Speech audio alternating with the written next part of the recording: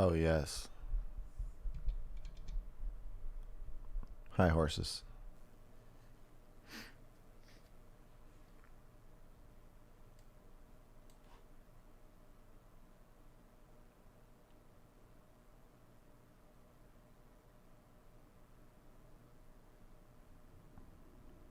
We're doing this.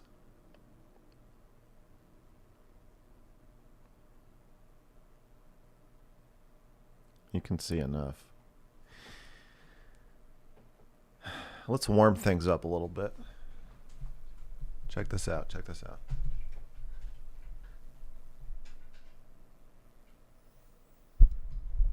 Oh, yeah. See you like that? It's a little too warm. Let's go in between.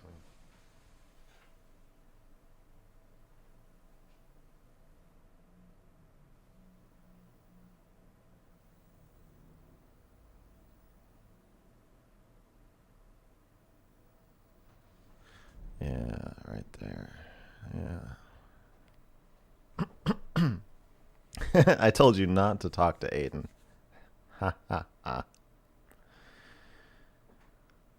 Why am I scary? Yeah, I'm going to interview myself.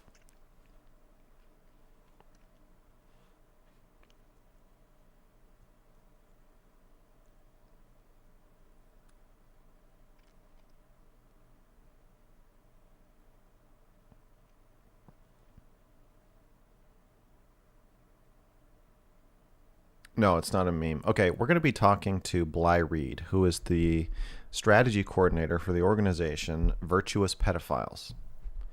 VERPED for short. Virtuous Pedophiles is a support group. Well, let's just have him explain it. Okay, I'm just going to warn him that I'm calling.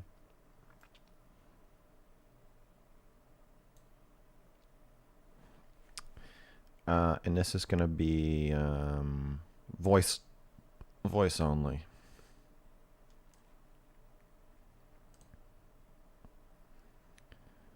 For obvious reasons.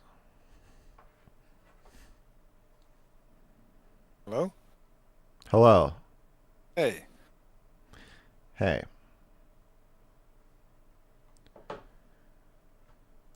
Hey.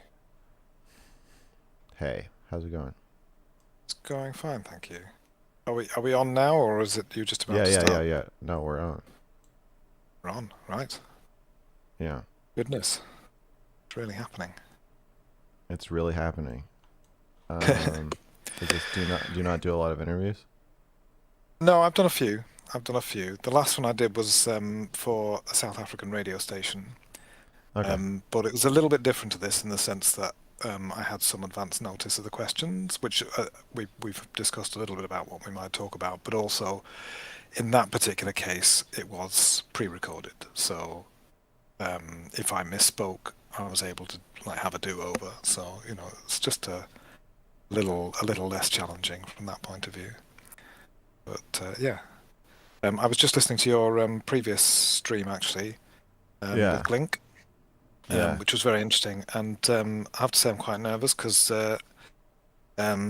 you were explaining earlier how the purpose of the series is that you want people to understand that pedophiles floss their teeth and get parking tickets.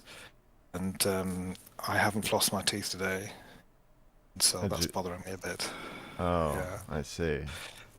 But and I've Yeah, not I want really to a lot of bargaining skills. I want to show people that even if someone's a pedophile, it's not like they're doing pedophile shit 24/7. Or I don't know, I guess we'll No, find out. yeah, no, I mean that is true. That part is definitely true. I think that's a spoiler, but we can certainly admit that. Um okay, So are you going to be watching the chat?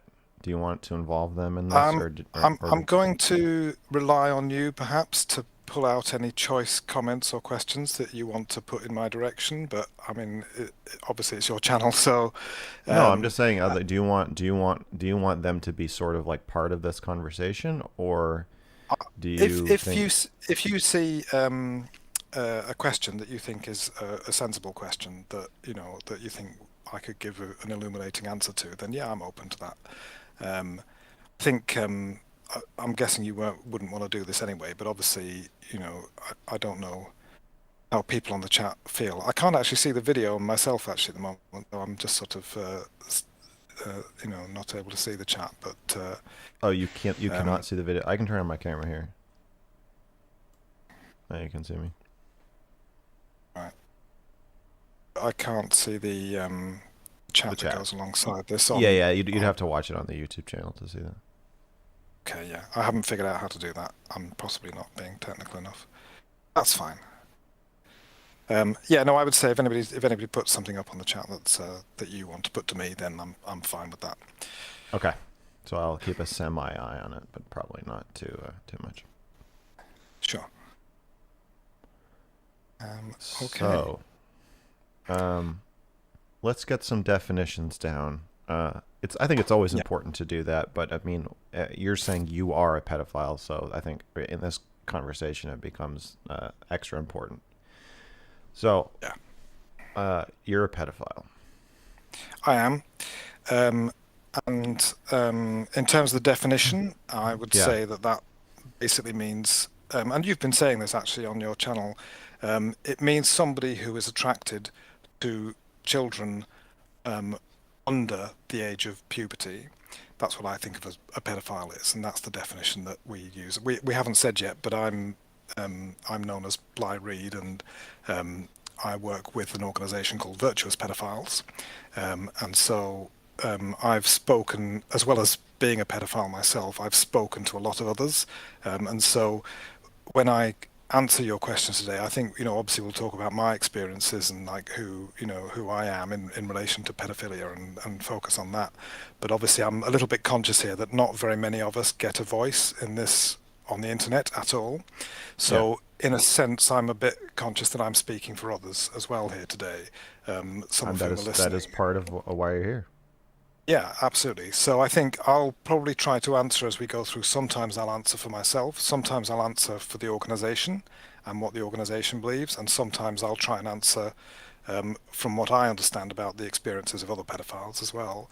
And sometimes, probably slightly less often, I'll try and answer from the point of view of what objectively is known about pedophilia, because obviously that's not many people know that, and I'm not an expert in it. I'm just a pedophile. I'm not like a scientist or a Yeah, researcher well, or just a pedophile. Don't sell yourself short. That's tell you a lot. All right, listen. Uh, I think we should slow down a little bit.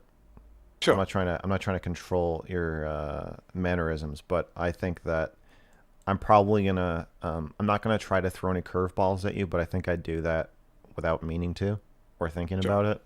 So I want you to um, just to know that you can take the time and the space to make sure you're saying what you really want to say. Yeah. Okay. Okay. Yeah. No. Hopefully I'll be able to pause when needed. Okay. You're the strategy coordinator for Virtuous Pedophiles. Yes, that's right. What is Virtuous Pedophiles? Oh, wait, oh, sorry. So But before that, you said a pedophile is someone who's attracted to people under the age of puberty. correct. Exclusively? Not necessarily. So you would have some people who are only interested in prepubescent kids. You might have people within that range who are only interested in prepubescent kids, and that could be a subset of prepubescent kids. It doesn't have to be the whole range. That can go as low as you can imagine in terms of the bottom of the what we call the age of attraction, Mm-hmm. and it would tend to sort of top out at around, depending on the gender they're interested in, so on, sort of 11, So, 12, 13, that sort of thing. okay. If you're an exclusive pedophile. If, uh, okay. So for non-exclusive pedophiles, Hmm? at what, how intensely or recurringly do I have to be attracted to someone under the age of puberty before you'd call me a pedophile? We get given that question at the organization not just as a hypothetical, but by people who People want contact people us with yeah, they want to wondering, know. yeah, The if they POCD actually, people. not just the POCD people, but even pedophiles themselves as well, Yeah. because they can worry a lot about, well, to what extent am I a pedophile? I mean, Yeah. I'm non-exclusive, so I've wondered this myself. There have been times when I've felt like, oh, it's sort of 50-50, 50% adults, 50% underage. Okay. I think probably over the time that I've been in the community, I've realized that perhaps I was being a little bit generous on the adult side when I was sort of thinking about myself. And so, So you're yeah, non-exclusive. You can make do with adults, but you're more interested in children. yes, yes, I would say so. Yeah. Okay. Um, an exclusive pedophile couldn't make do with adults. It doesn't really make sense to say that they could. Or if they did make do with adults, they would be making a major compromise, perhaps akin to a gay man who decides he wants to sleep with women because that's more socially acceptable, or actually even vice versa, I suppose. Um, so there's something about the way that we view children that we don't think can be unwired or just taken out of who we are. Um, but, yeah, you say to what extent would you have to be attracted? I mean, the thing is, sexual interests for everybody, takes up X% of their time and their thought and um, their daily life. Even though men supposedly are supposed to think about sex every whatever it is seconds, I can't remember, 6 seconds. Um, Nobody thinks about sex constantly, Hmm. and sexual relations unless they've really got a problem. And so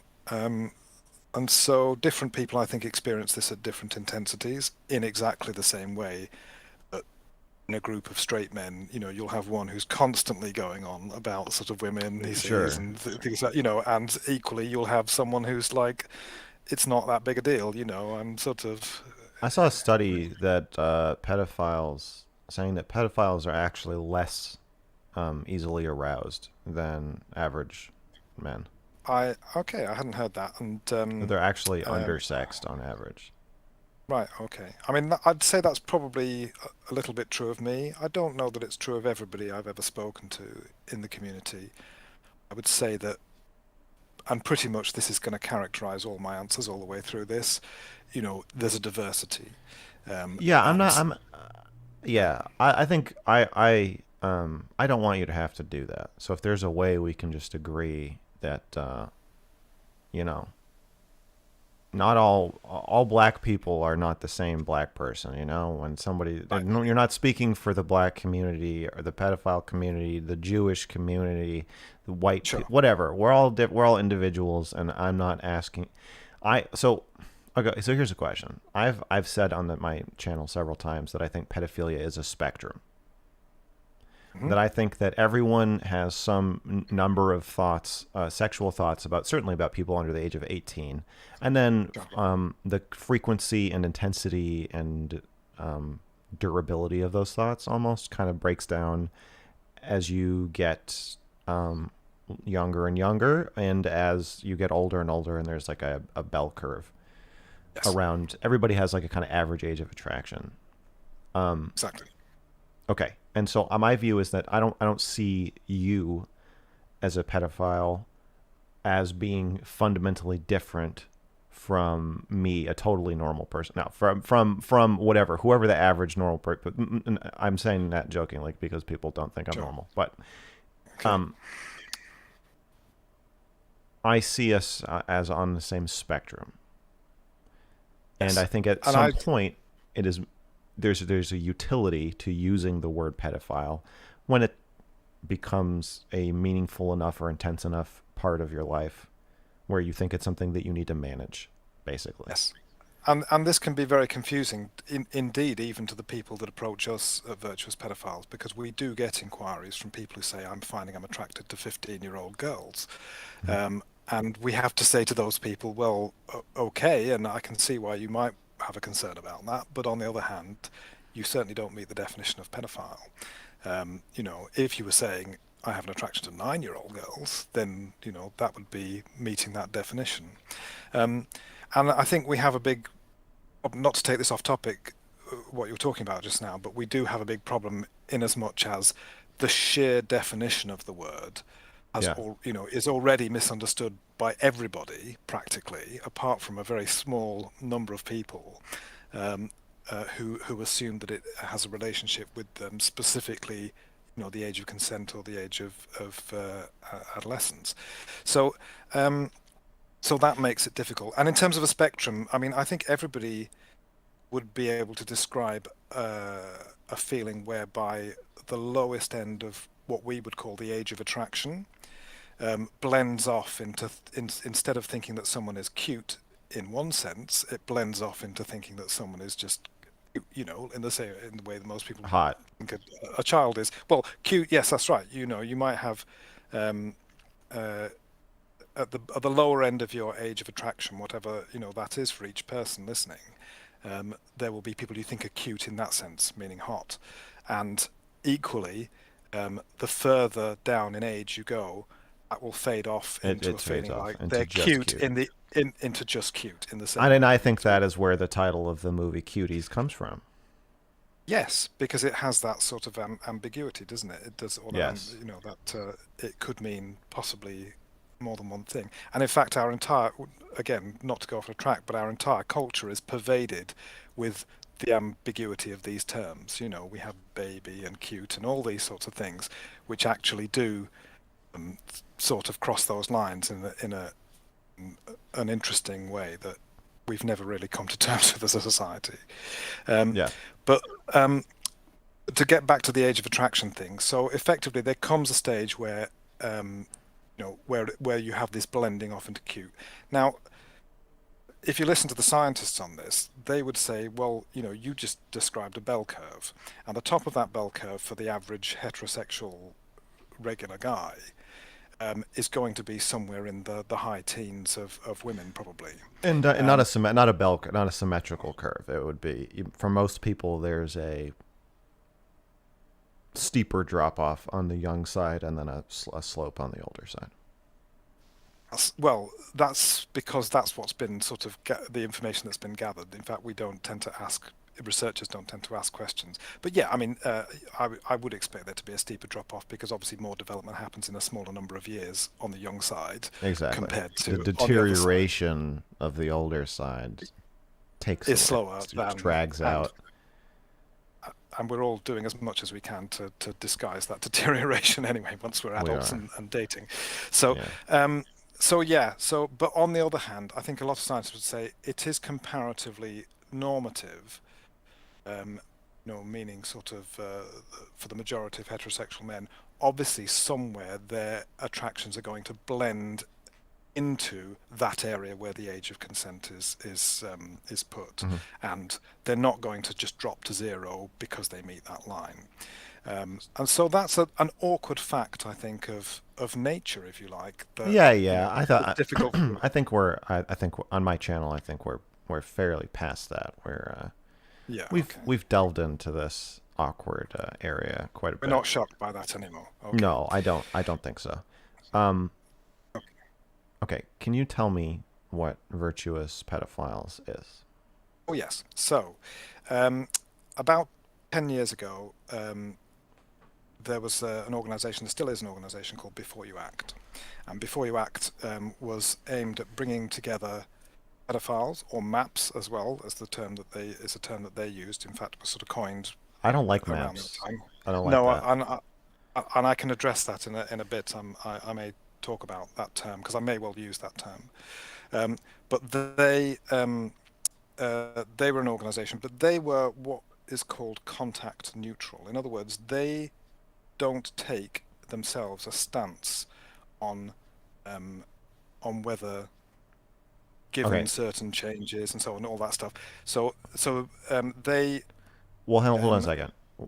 Uh, I know you want to be thorough in your answers, Mhm. but you're going to lose some people and they're going to think you're talking about your organization if you start Okay. when I ask you what is virtuous pedophiles, and you start talking about another organization that's contact neutral, Yeah. it's going to be Okay. hours of responding to comments, tweets, Okay. clips of you if you don't want to represent yourself or virtuous pedophiles as being contact neutral, you shouldn't Yeah. even bring it up. Okay. This is We were not formed in. I got you. sorry. We were formed in reaction into that. Okay. So in Okay. other words, we were formed as an explicitly anti-contact organization that There is we not go. in favour of legalising adult child sex, and that Okay. is not in favour of the promotion of, for example, child sexual abuse material, CP as it's also known. Okay. So that is what virtuous pedophiles is. And um, it was begun by two people, Nick Devin and Ethan Edwards, um, and it's now been going for about 10 years. Around the same time they set up the organisation, Mhm. they also added on a forum, which we have quite a few members on, and over the years have had quite a lot of members on. Um, and that forum is there to act as a support for people who are committed to never having sexual activity with a child or harming a child in that way. Um, and so that is who, that is a lot of the activity is doing that support forum, because a lot of people are very confused about the situation they're in when they realize they have these Sure. attractions, and they want to have some support around that. Okay. So the Um, purpose of your organization is to help people who realize that they have attractions to children and urges towards children, to help them not act on those urges and to find a way to manage their lives. yes, that is definitely part of our mission statement. Yes. Okay. What is Um, the rest of your mission? we okay. So one of the key things in it is that we're seeking to help people understand themselves. We're helping, hopefully, for them to be able to talk about this, um, and to offer support and companionship specifically. So, and in a peer group setting. And one of the reasons for that is that people find it, I think, very difficult to reach out to non-pedophiles to talk about this for reasons we might talk about later. The other thing we want to do as well is to educate the public about pedophilia if we possibly can, Mm-hmm. um, particularly this key distinction between um, child molestation Mm-hmm. and pedophilia, which obviously, as your regular followers know, are separate Okay. phenomena Okay. So or I'm hearing distinct phenomena.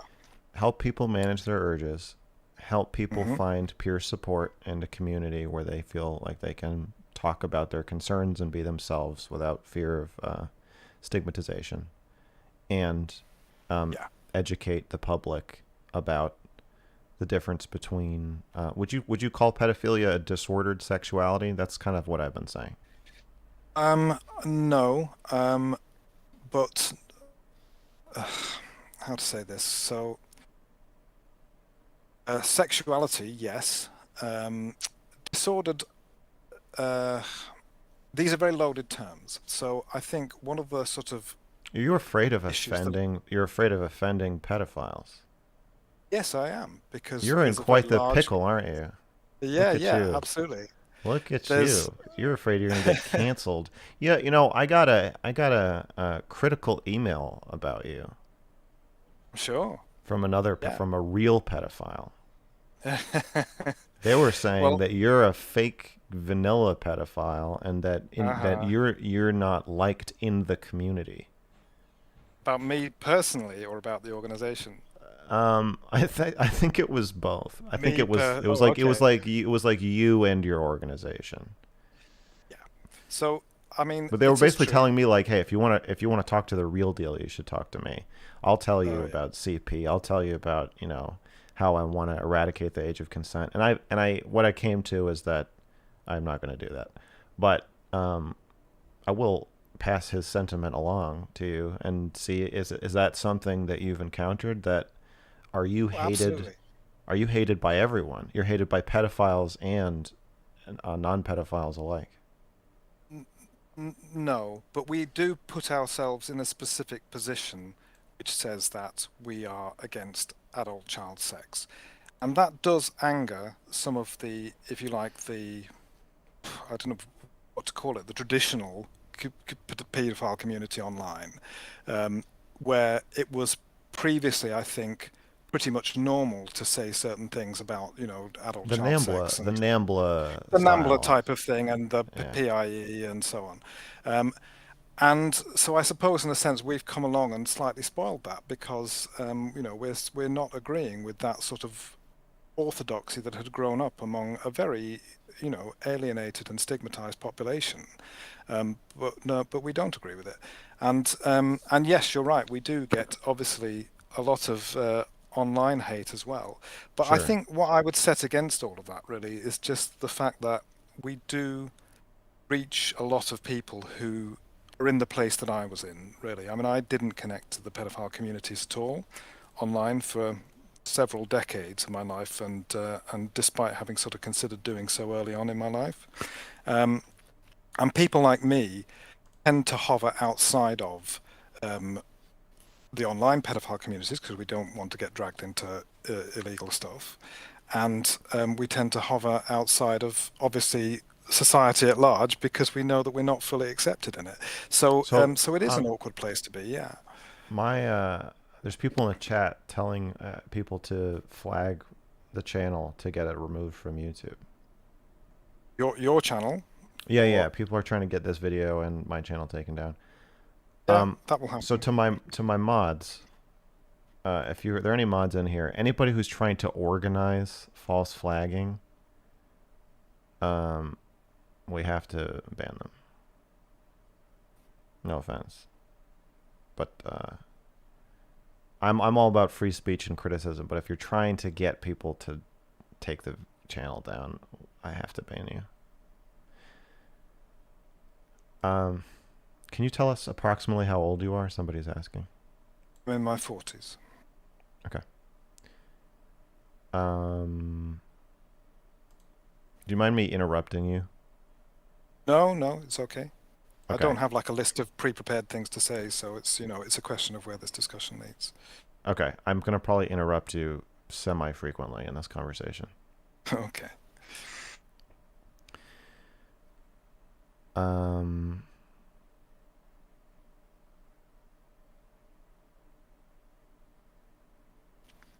so, uh, I want to press you on why you aren't willing to call pedophilia a disordered sexuality, From a other than scientific, I know the political yeah, reasons. okay. Well, I mean, okay, so let's just quickly address the political reasons if we can for a second, because I think there is a lot of reaction in people, and I get a reaction actually when somebody calls me disordered, Yeah, I'm saying there's something because wrong with you. yeah, that's right, and I think What do you think intellectually I about that? can, well, I think intellectually I can sort of understand it. I can understand why, like a scientist who was sort of coming from a point of view of having a model of ordered sexuality, if you like, would say Yeah. disordered. I can see why what I'm into diverges from, the, for want of a better word, the natural pattern of things from Well, the would you? normative. It's not that's not. But It's not that it's that's not. I don't think we call things disordered just when they're non-normative. no, We but call well, them exactly. disordered when they're undesirable.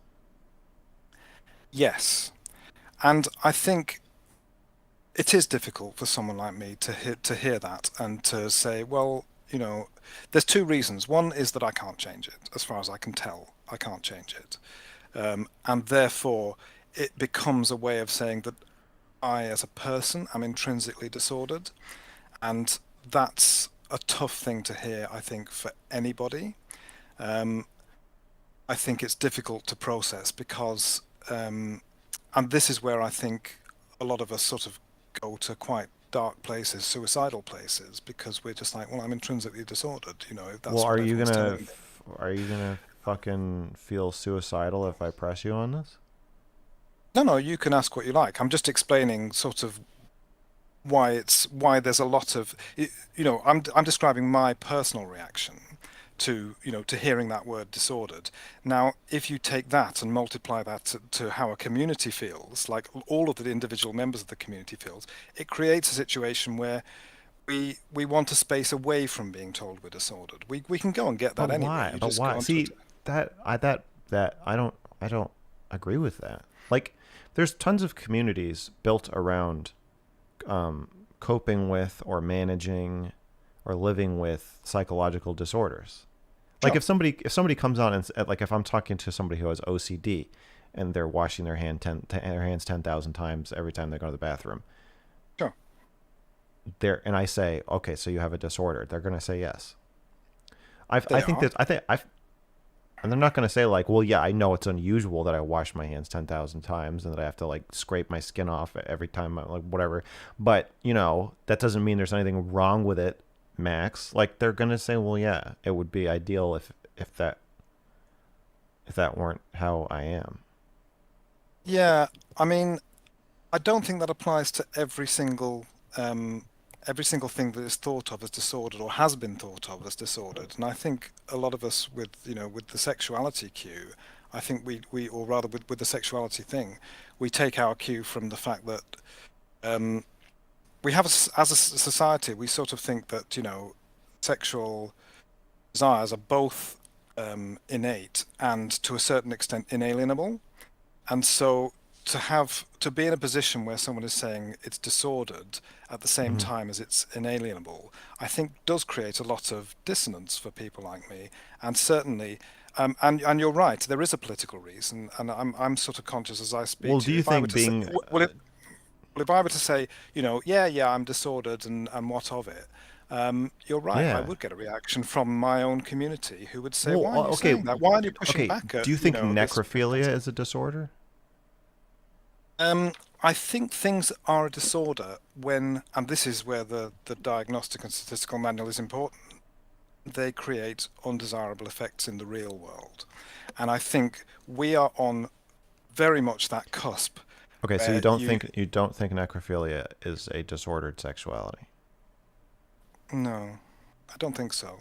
I think it's, So if I um, say I go through my entire life and I the only people I've ever had sex with were dead, and the only people I no, want to no, have sex no, with. no. It's Okay, okay, different okay, if okay, you're okay, having okay, okay, sex. okay, okay, That's okay. really, really Okay, okay, important. okay. All right, bye. Okay. The only people I want to have sex with are dead. I am never going to have sex with anybody. I just want to have You sex can with dead live, people. you can live a life that is I'm orderly in that I'm not scenario. saying my life would be disordered. I'm saying you would not say that I have some kind of sexual disorder. I think what I would do is if somebody came to me with saying at Verpid and saying like this is my situation, I don't start the conversation by saying okay, so point one, you've got a disorder. I wait for Okay, them to it's tell fine if you think me I'm how they rude, but see. saying I'm rude is different from saying I'm wrong. Um, there are multiple perspectives on it. I'm aware of a lot of them. I'm aware of like the scientific Well, I would perspective or like the to talk evolutionary about my perspective. perspective and your perspective. Sure. Are you saying you Yeah, don't I want to don't. talk about this anymore? No, no, we can talk about it. I'm saying that personally, I Yeah. do find that I get a reaction when you say it's disordered. Not because I think that it's great and because I want to go out and act on it or any of those things, just because I feel, and this is a feelings thing, I just feel like, we've begun the conversation by saying, well, obviously you're wrong, but now let's look at why. And I think, you know, I know you're aware of all the nuance around this. So, um, but for me, I think yeah, my audience it's is a too. challenging thing. Absolutely. And I think, it's just a very tough thing to hear. And I think if you start that conversation, and I suppose, I'm a gay man as well. I Well, it's absolutely tough. But do again, by make the telling me it's out. tough to like, yeah, okay. Well, I think the intellectual honesty dictates that you differentiate between something being tough to hear and something being not true. So you're telling me it's tough to Um, hear. You're telling me that well, you're mad well, at me. You're telling me well, that I'm annoying or I'm rude or I've hurt your feelings. I don't have any issue with any of that. But if you're telling me it's sure. not true, then I do want to push you on at least understanding why Okay. I'm saying it. Well, from an objective point of view, I mean, you've talked a lot about how subjectivity and disordered is a word that comes from a frame of reference. In other words, it says that there is a way to be ordered and there is a way to be disordered, and that Yes. these have and saying disordered, if you Yes. comment it from a point of view of saying, I do not think that these have objective value, as saying, disordered is a fact or disordered is not a fact, No, I'm then saying I can there's go along with that. utility. I'm saying Yeah, there is great utility in the DSM and great utility in labeling certain um, behaviors and certain thought patterns as disordered. yeah. I think I certainly am with you on the behaviors part. Certain behaviors are I know, disordered but in the I'm sense that talking they about cause the harm. thought pat. I only said behaviors because I was stalling to think of the words thought Okay, patterns. yeah. Um, I mean, I think that this is something that spontaneously arises in nature.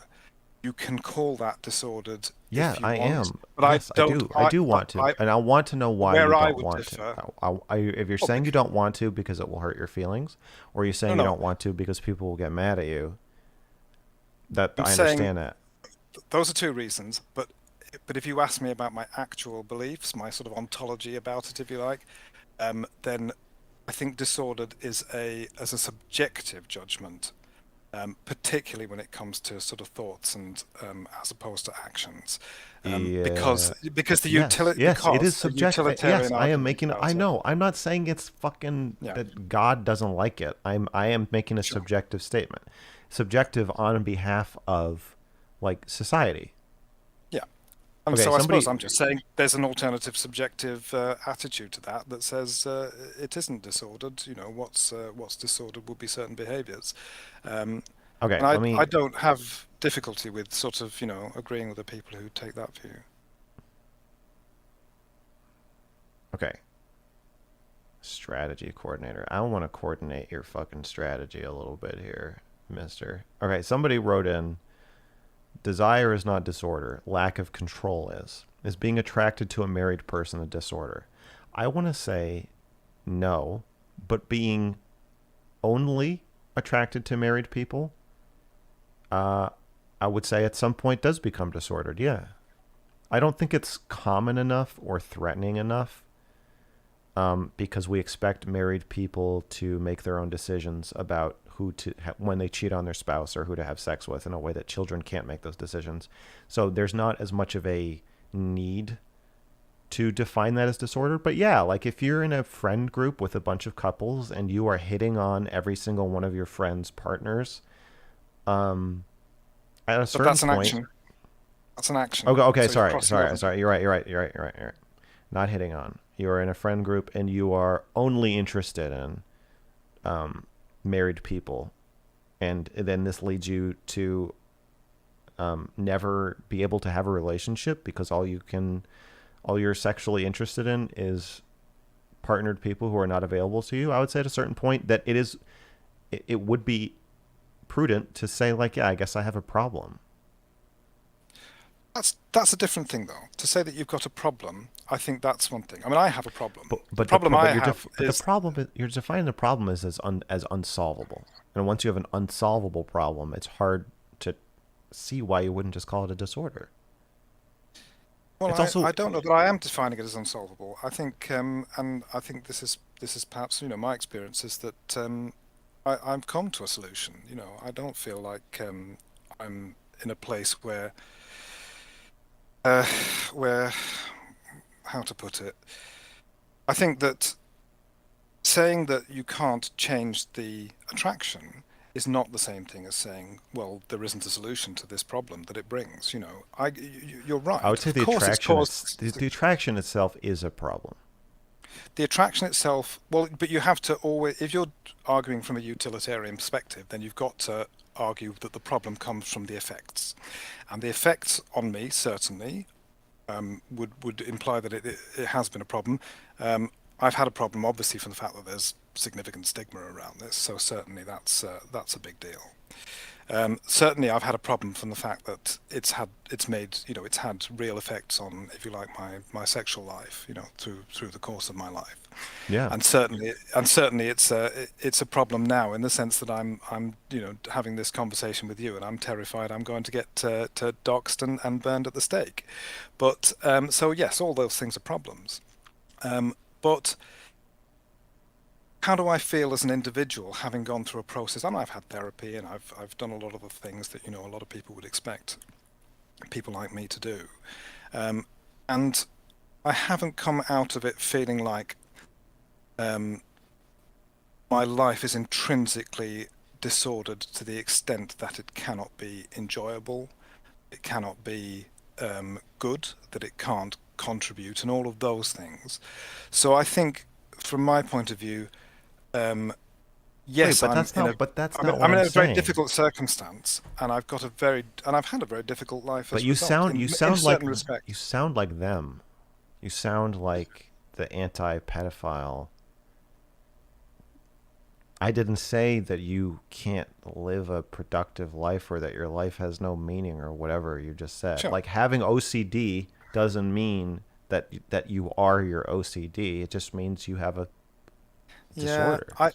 I, as you can tell, I'm not sort of consenting to agree with you, I see um, that. but all, but also, I'm very I'm upset going to make about an it. observation.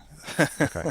I'm going to make an observation, which is that there is a massive obsession, and this applies within the pedophile community as well as outside of it. And certainly, I was on Twitter for a number of years until they got rid of me, um, arguing this on a daily basis with sort of people who weren't pedophiles and so on. And there is an inordinate obsession with what is the language we're going to use, what is the terms we're going to use to describe the underlying phenomenon. And I'm not surprised because that's how Twitter works, I suppose. But and that's how sort of discourse works. But um, I have found it ultimately unsatisfying and in many ways unproductive to Okay, remain then let me. obsessed with the terminology. And All and right. it's important All because right. there's a number of possible alternative words we could use. We could Yeah, use the but it's word not about the words. sexuality, Is sexual my orientation. problem is this question, the underlying question is pedophiles want to do something on some level Yeah. that society doesn't want them to do. Yeah. And the problem that here's what I think I'm thinking, and that people are going to zero in on as soon as they hear about virtuous pedophiles.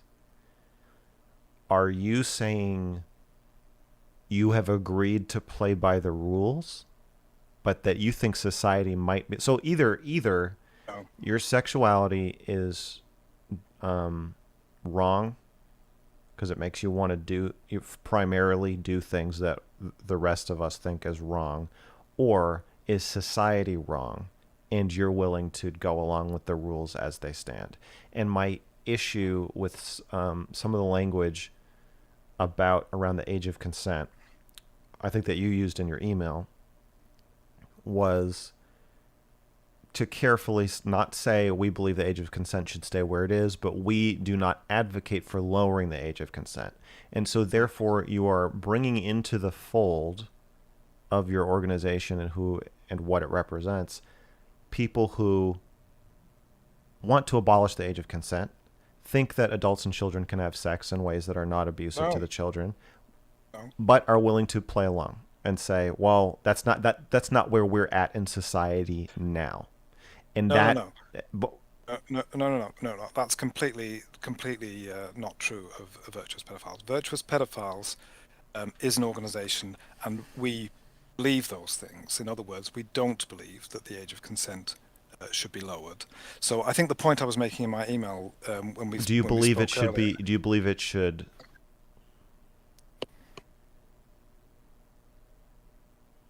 what do you think the age of consent should be? Yeah, this is the question I thought you might ask, and hence the reason for sort of saying it in email. The thing is, the age of consent isn't a single thing. In the United It is States, it's between right in the 16 and United 18. States. It's between That's right. 16 and 18 everywhere. Right. And in Europe, there are exceptions to that, and in Sure, South but I'm Korea, talking there's an about the exception to United that, and so States. on. Um, well, I'm British, and I don't know if I have an opinion about what it should be in the United States Well, universally. do you think it should be 8 in the United States? No.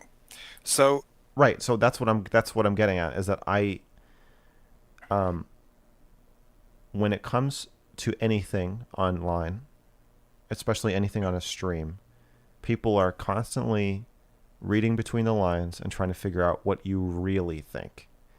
And especially when you're talking about pedophilia, and especially when you're talking to a pedophile, sure. everyone is going to be scanning everything you say and scanning everything I say. People are also constantly doing this with me I know. to figure out what you really, really, really think. And so, Right. Is it possible that I could really think two things? One, that the age of consent internationally generally is set somewhere around mid-adolescence. That's the normal place for it to be.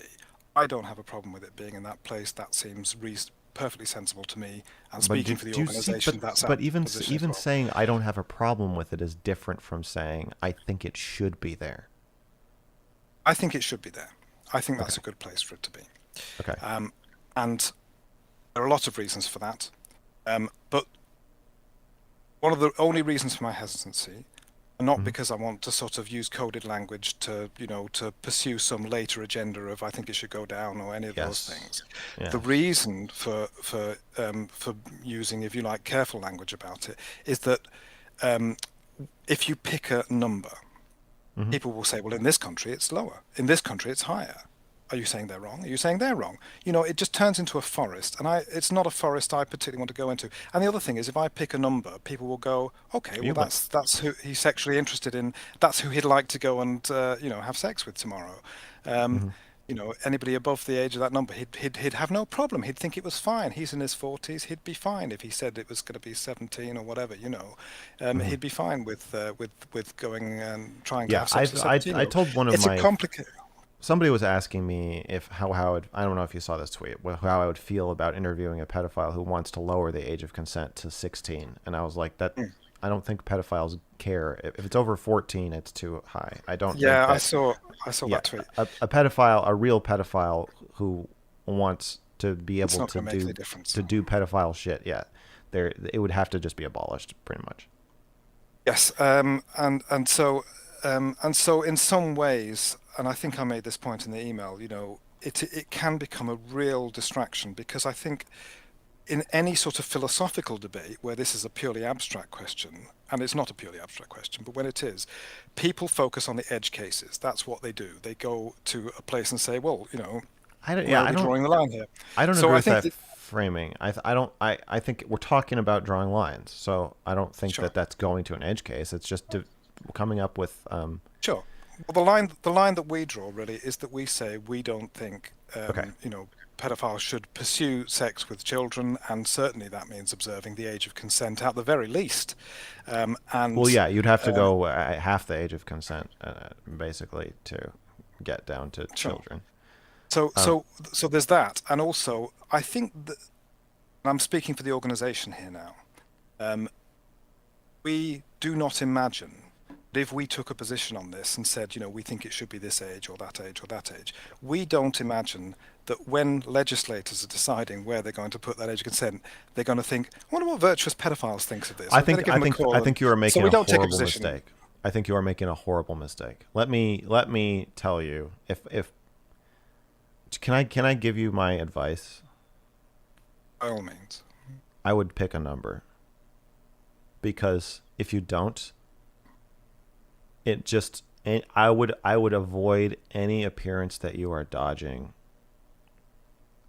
because Yeah, that's but what that's it. politi- But what, that's but to that's what but to pick a politicians number do. is to but to But pick a just number is to dodge as well. To pick a number is dodging. It's like dodging all. It's dodging all of just the say the counter 18. examples and so on.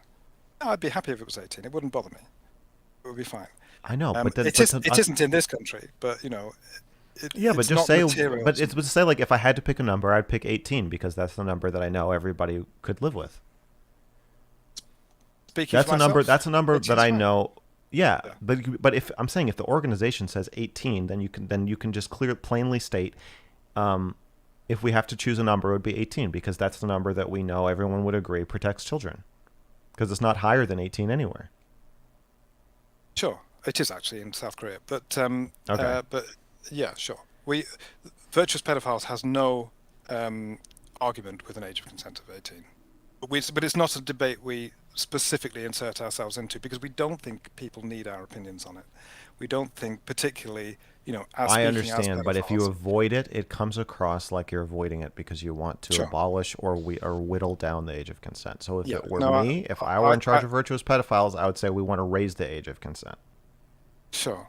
because it But doesn't matter. So why not? It's not gonna fucking affect like pedophiles. no, I suppose not. But I think um, we're likely to just try and stay out of the area, not because we've got anything to hide, just because we don't we think in many ways it's taken up quite a lot of this discussion already, and I think that's Exactly. the Imagine trouble. if you had just said it should be 18. That's their official stance. There would be no discussion around it. Because Listen, you don't have to then take my advice. I just want to get it off my chest and know that I gave it to no, you. no, yeah, sure, thank you, and Well, thank you. but if I said 18, then people would be saying, "Oh, I see. So you, a 40-year-old, you'd love to get with a 19-year-old. That would be great for you, right?" And so I think it's sort of I it's a don't think so. no-win situation for us. That's That's how I no, feel about no. it. 18 is the win. That okay. Anyway, we have a question from the audience. If he feels it isn't a disorder, what does he feel it is then? I feel like it's a fact that the world probably isn't dealing very well with at the moment. Um, I think that You're saying again, pedophilia is a fact?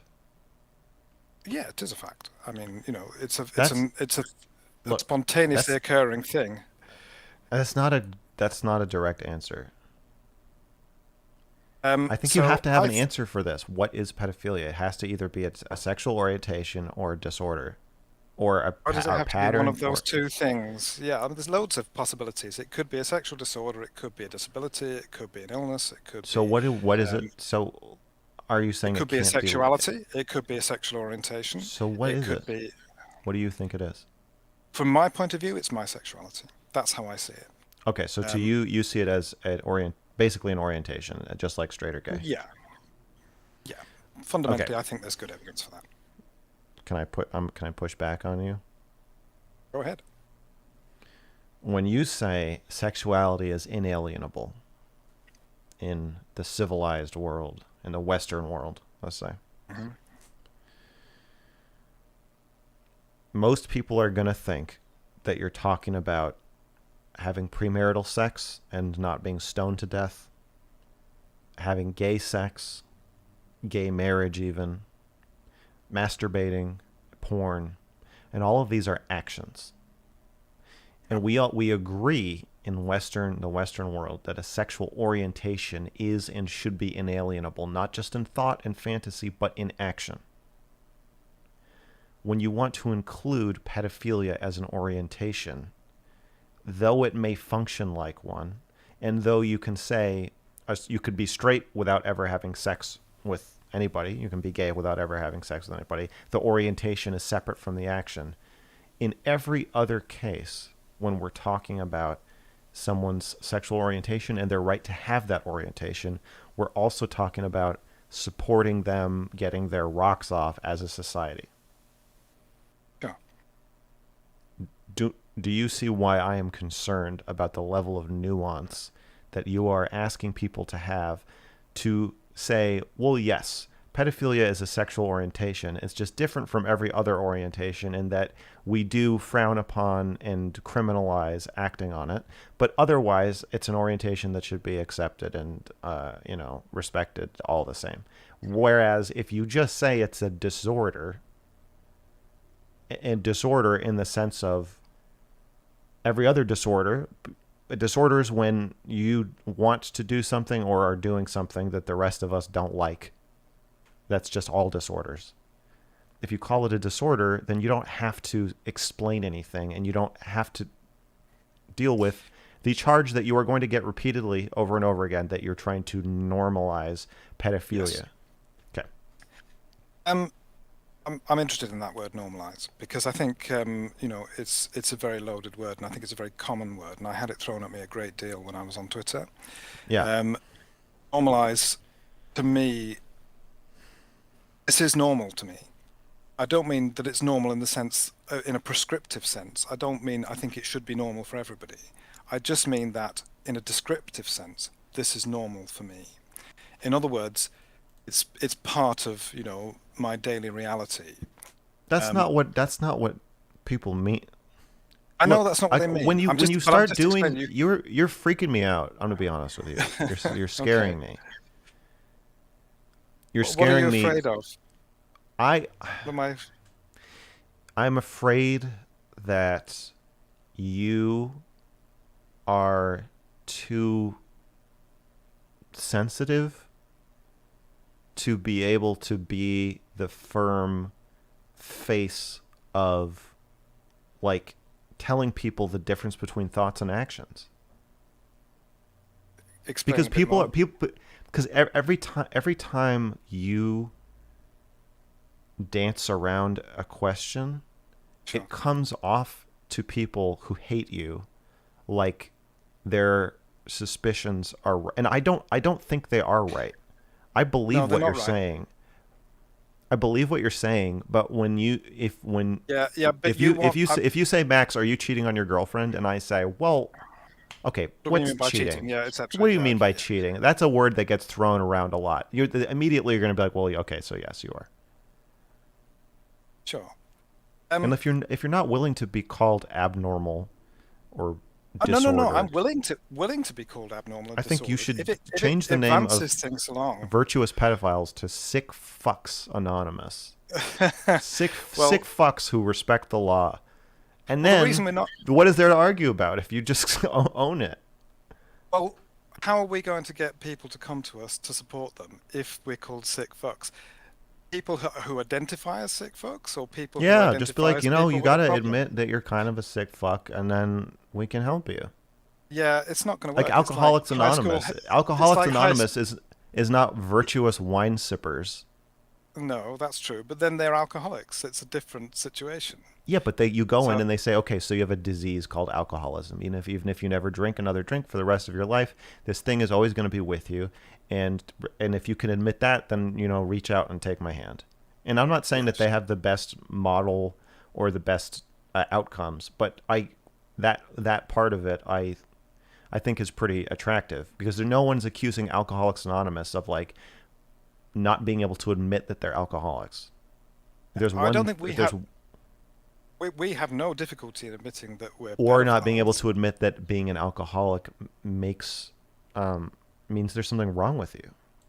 Right, but well, I don't know that Alcoholics Anonymous would go with that particular thing. Like, they wouldn't start by saying there's something They wrong call it a with you. disease. They're talking about, individuals, and we're trying to give individuals hope for this.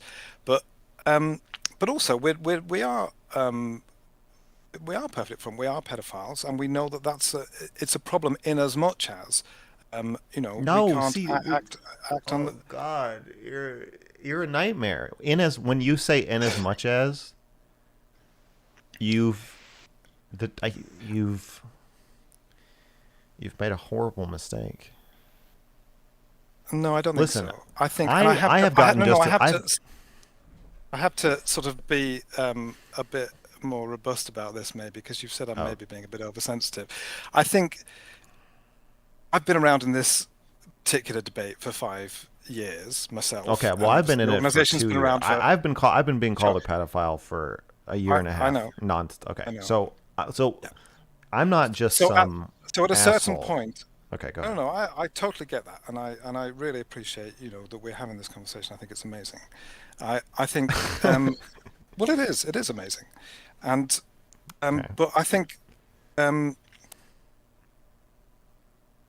I have spoken to you know, dozens, hundreds of other pedophiles. And I do have a sense of what is a good way to begin that conversation. And I think and those who've done this before me, I think have formed, a sense of what narratives are helpful and what narratives are not helpful. Some narratives come from outside of pedophilia and are going to be, meaningful to those who don't experience it. Some narratives are going to be meaningful to those who do experience it. And I think and by the way, lots of people do approach the forum and stuff like that, and they absolutely own the term disorder, and they feel that it's disordered, and they have no problem with that. But some don't feel that way, and I don't think we're going to engage with those people if we start from that position of saying, we're going to represent this to you in exactly the same way as you've had it represented to you in the outside world. It's just not going to work. I People think you vote with need those that people. synchronicity with the outside world in We order to we are seeking, accomplish yeah, in order to and we're accomplish seeking that, most. but You're there's gonna a give me a distance fucking between. panic attack. But there's a difference, and there's a massive distance between, at the moment, how the outside world views us, and and I'm our so life upset. experience. I'm so upset by what you're saying. Am I not delivering the The script you hoped? even just yeah, this is not the script I had written in my head. Even the length of your answers is so profoundly upsetting to me. Okay. Okay. Should we Like should we go to some if questions I I can give some? say if pedophilia isn't a disorder, and then what is it? It's a, And it's a then sexuality. if your answer is more than 5 words long, I'm gonna freak out. And it was It's a like three. sexuality. It's 3 words, and I'm very happy It's a to say that. sexuality. Yeah. Okay. And in response to the charge that if you call it a sexuality, just like being gay or straight, then you're normalizing it. And we can agree that normalize is a stupid word, and I can be more specific. Hmm. Obviously, what I mean is if you normalize having it as an orientation, then you see a march of, oh, it's not okay for women to wear pants. Oh, now it is okay. Oh, it's not okay for women to have premarital sex. Oh, look, now it is okay. Oh, it's not okay for people to be gay. Oh, now it is okay. These are sex. These are orientation. Orientations are okay. And then LGBTP, no, pedophilia is a sexuality. Yeah. You see that it's very easy for people to then say, okay, well, then the next step is for you to say that it's I okay. totally understand that, and I can't help it. You Unfortunately, can. I You could can't help help it. other You people's literally, perception. your job is to help it. It No, no, no. actually it is, and it could be, and you should help it. And I don't think you are right now.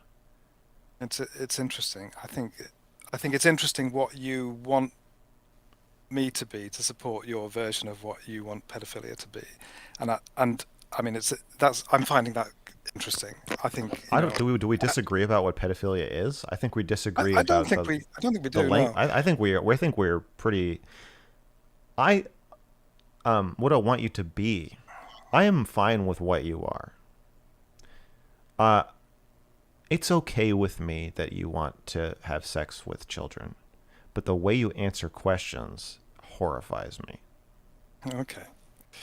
Well, I'm in a difficult position. I'm in a sensitive place, and I guess I'm responding to that. But um, it is a difficult thing, you know. Um, Well, can I explain how why can I can I explain myself, or should we just move on? um, we Do you feel like can. do you get what I'm saying, and you're just I totally get what you're saying, and I totally understand where it comes from. I And would say it's a disorder that functions like an orientation. yeah, I mean, Or look, it's a paraphilia. That's what paraphilia means. if I was having a conversation with, say, I don't know, a scientist at a conference, and they characterized it that way, I wouldn't stop listening to their presentation. I wouldn't say, "Oh my God, I've been characterized as a disorder and I can't stand it, and I'm no longer listening." It wouldn't happen. I'm fine with that. So yeah, it's not a problem that that's how you view it. There can still be a conversation. But yeah, you're right. I'm not just agreeing to use the word. Somebody has asked, wouldn't disorder be anything that falls off the general order that society deems normal, hence disorder? Um, yes, and that's a subjective thing which has changed over time. Okay.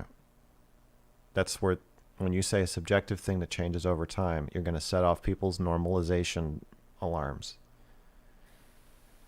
Yeah, again, I mean, the problem is I've been through a lot of these conversations on social media, so I'm aware that that's a risk. So yeah, Okay. I um, would like to apply for a part time job as the PR person for Virtuous Pedophiles, a okay, volunteer position. I would like to be the spokesman for Virtuous Pedophiles. okay. Well, in effect, you are at the moment, I think, on the internet because it's Yes, obviously I very difficult am. for us I to get a am. platform. Okay. Yes, yeah. Well, thank you for Um, making it official, though. I appreciate it. Okay. sure. Yeah, no, I Uh, mean, I think a lot of people are speaking for us. Sorry, go on. Let's. I think probably we should move on now. all right, let's move on. Okay, I had something I wanted to ask you about. Um,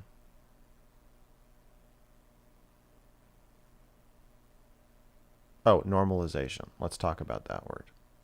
Or do you feel like we just covered that enough? I think we probably did. Yeah. I'm just looking at my comments I've got here actually uh, from uh, from some things. Somebody said Bly needs to tell him we don't want to have sex with children, and I think that's a really good point actually. Um, so I think you mentioned earlier, that we want to have sex with children. There's Yeah, I guess but I there's meant part want of and want. Yeah. yeah, part of you wants to, but you holistically under the same way I want to push an old lady in front of the subway. I don't really Uh, want to. I just kind of want to. there's moments when you have different kinds of wants, and so yeah, one want is set against another want, and you come out wanting ultimately, one thing. And in, Not in my to. case, Yes. yeah, the want is to say, well, I don't want to harm a child, and so actually, I don't want to go ahead with, attempting to enact this fantasy that I've got in my mind. Okay. Um, that's quite an interesting area. I mean, that whole area of fantasy. I don't know what you're allowed to say or not say on the channel, but I think you can kind of refer to anything on YouTube, but it's you don't want to be too explicit. But I don't think that either of us are going to no, be. So I think no, I we're think fine. that's fine.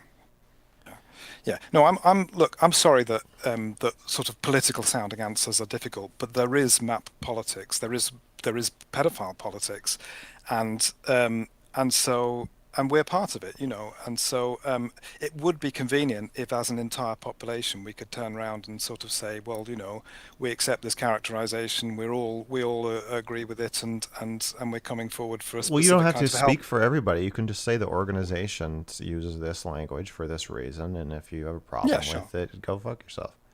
Okay, somebody has said, why is he so defensive? I don't know if that's a real question. I'm happy to answer that. The reason If I'm you want so to, yeah. defensive, yeah, the reason I'm so defensive in this scenario is it is a very difficult conversation to have, and it's very difficult to have it with the level of nuance, even that I'd like to have Oh versus God, what you're talking about.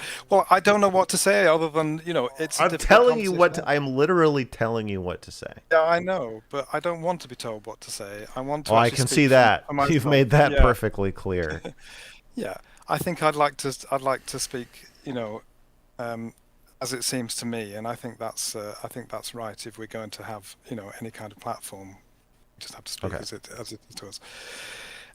But yeah, I'm defensive because, of course, I know that the entire internet pretty much is ranged against me, and so it is. And so every single question that's ever asked to me in these circumstances, I know that there's an angle, there's a side to it. I know that there's an interpretation that one set of people will make that's not generous to what I'm saying. I know there's and that another set of people will make the opposite one. And so I've had a lot of experience of that, and it's and so I just have I'm to giving you the I most pick my words carefully. softball, underhanded pitched questions, and you are letting them smush your toes. Yeah, I don't I don't think so. Should But yes, we should. should go on. I'd like to talk about the experiences and of the of the people that approach us as well. That would be good. Wait, what's the next topic? Um, well, I mean, I'd like to talk a little bit about sort of the experience of being a pedophile Okay. and to how that is. That would be good. Okay. Um, I think we just I need think to cleanse the palate. Mm-hmm. I'm gonna have a sip of water. I'm gonna try to calm down.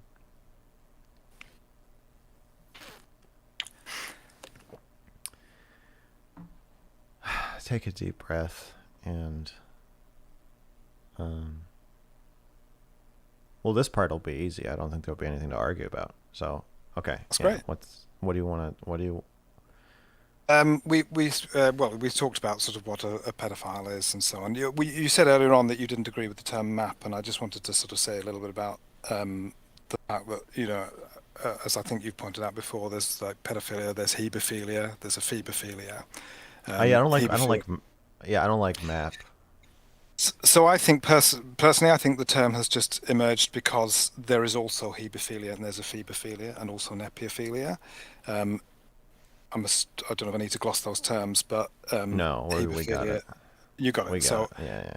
there's a range We're of hip. things. So there are some people who are not pedophiles, they are hebephiles, but on the other hand, they are in pretty much the same boat as we are. So having a single term that just describes the whole gamut to me just saves time and effort, really. Um, I don't think it's an attempt to gloss over the fact that it's pedophilia or hebephilia or whatever it is. It's just a a neutral term that Whoa. encapsulates. If you're attracted to people who are 15 to 19, for the most part, you can satisfy those desires without breaking the law. Sure.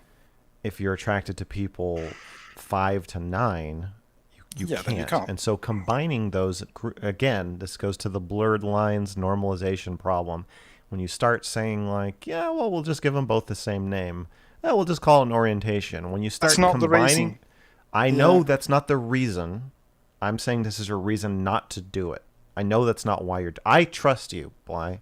I trust you. And I Yeah. still trust you. I wouldn't trust you to be my spokesman, but I would, or lawyer, but I trust you that you're a good person with good intentions.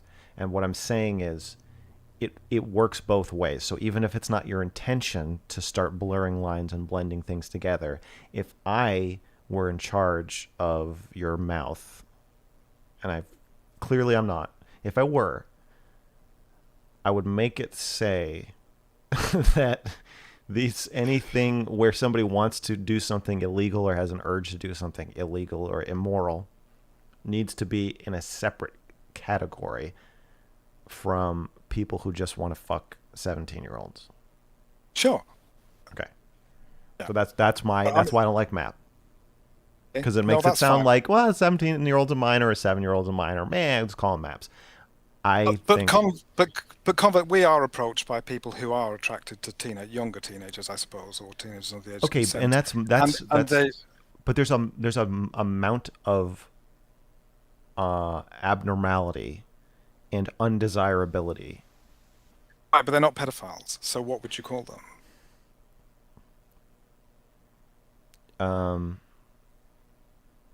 I think a phebophile and hebophile are fine Sure. terms. What, what would you call But I would avoid what a what bucket what term. what could I call myself? Because I have pedophilic attraction, I have hebephilic attraction, I have ephebophilic attraction, and I have teleophilic attraction. So practically, I could say yes, I'm a pedo, hebe, ephebo, teleophile. I can Uptight. also say I'm a map. Well, yeah. Um, I would I would I would call myself the by the group that is the strongest and the most, I guess, the thing I want the most help with. okay. The thing you need the most support with, I would assume, is pedophilia. Um, yes, and hebephilia. Yeah, yeah. Yeah. Okay. Um, yeah, I was going to say, one of Somebody the things. somebody said, "I and most are not against you. We are here to learn." Yeah, absolutely. We can. One of the questions you sent me before actually was uh, general questions about life and how do you manage it and what's it like and stuff like that. So I think that's a really interesting question. I think I personally don't find these days that I'm managing it in that sense. I think that's kind of um, an interesting question. How do you manage it? There's a lot of different things to manage. There's like dealing with if you like, the stigma, and there's dealing with the attraction itself. Um, and I think I don't see like a massive distinction between how I manage the attraction and how like the average person would manage their attractions if we use the word manage. Um, for example, I might see a child a few times a day and be attracted, and that's a sort of passing moment. It doesn't really sort of become a big deal. Um, as I go through the day, I wouldn't obsess about it. I wouldn't be worried about it. Um, I've just got to a stage where, again, that has become, a thing that just happens on a regular basis and has been. I think you also were going to ask about like when I became aware of it, and for me that was fairly typical. I think for most people it's like 14, and for me it was about 15. Um, but I started to sort of become aware of that. Um, that came from being uh, initially attracted to peers when I was about 11, 12, 13, and then gradually realizing that there was a sort of, that was continuing, and that also it could be lower as well. So that was, a key experience. Um, that's that's what a lot of people would say, in terms of sort of when they realize the attraction, it would be around that sort of time. And so a big concern that we've got is like around people who are that age and are discovering it around that time, and really what's sort of there for them, because I don't think there is very much at the moment. Virtuous Pedophiles as an organisation is an 18 plus organisation, and so right. Well, I mean, for reasons that I guess are Are clear. clear. Yeah. Um, but You we have a do need to scouts know. program.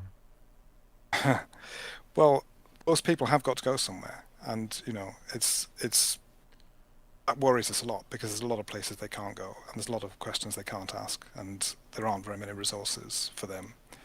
Um, there's not much.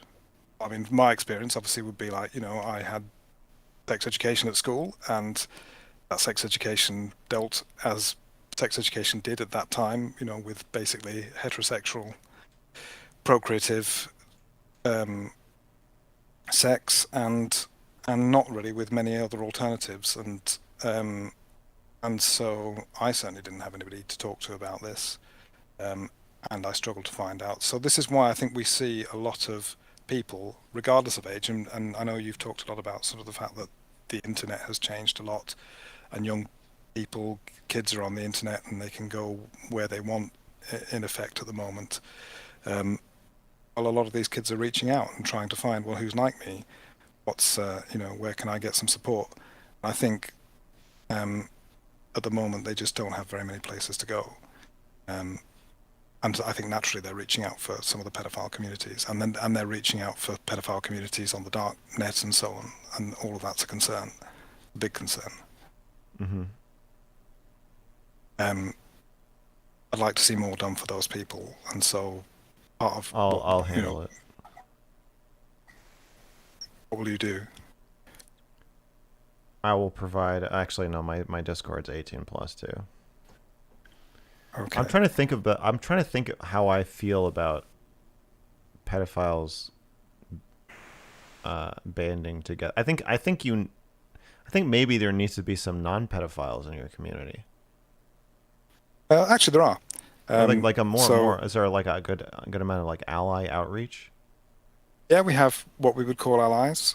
We have people who are in the community and who would talk with us and talk to us and be supportive, and when people are having a difficult day and so on, when people are posting in the forum, those would be allies who would get involved in those conversations. There are even some clinicians actually on the Virtuous Pedophiles board. They're not practicing there, but they are observing and seeing what sort of things come up on a daily basis on the forums, and what sort of is on, if you like, on the minds of pedophiles. Um, that's helpful to have because those perspectives are useful. But actually, by and large, I think what's been happening with that community more is that those people have been coming in um, not so much armed with a cape and a solution, but actually, just listening to these stories that just don't get told, these experiences that don't get shared very much in any other context and can't really be shared, and can Hmm. only be shared, I think, when people are not, when they're not under the pressure. I mean, again, we sort of talked about, like earlier, how political one can be in answers, but it is nice to have a space where you're not under that pressure to to give right answers, or to say, my feelings are this or my feelings are that, um, or at risk of cancellation, if you like. So I think um, that's what it provides, that space. Yeah. Is that legitimate space? And Can I I think ask a few questions? sure, go ahead. Somebody asked, "What is a difficult day?" Um, Most common thing I would say is that somebody's been suicidal, and that they're sort of, they're just basically struggling with why they should carry on living. And that That's suicidality is driven by social ostracization. Yes, there's various ways in which that sort of comes about. So But in like my, people aren't saying they want to kill themselves because they can't act out their fantasies. They're saying they want to kill themselves because they're so hated. no, yeah, that's Right. fundamentally the reason people are saying Okay. that. And they'll be saying that because also they've got worries about their future. I mean, some of the things that people worry about, I guess particularly exclusive pedophiles, but it affects a lot of people. It's like, well, what am I going to do for a relationship? What am I going to do for sort of not being lonely when I get old? A related question we just got: would the caller be open to a relationship with an adult woman who looks very young, but you're gay? So we're going to change the question to an adult man. Although it's you said you're not exclusively a pedophile, so I, um, I, I, I if you can want to have a just track. speak to the general, I think you get the general question. So Yeah, whatever you want to say. I have been in a long-term relationship with a man, and it was great. Actually, it was wonderful. It came to an end because I wanted to do this kind of advocacy, and I wanted to offer this kind of help, and I didn't think that was compatible with that relationship, Can I because ask? effectively, well, you have to do this in secrecy, effectively, because the more people you involve, the more of a burden you're sharing with other people.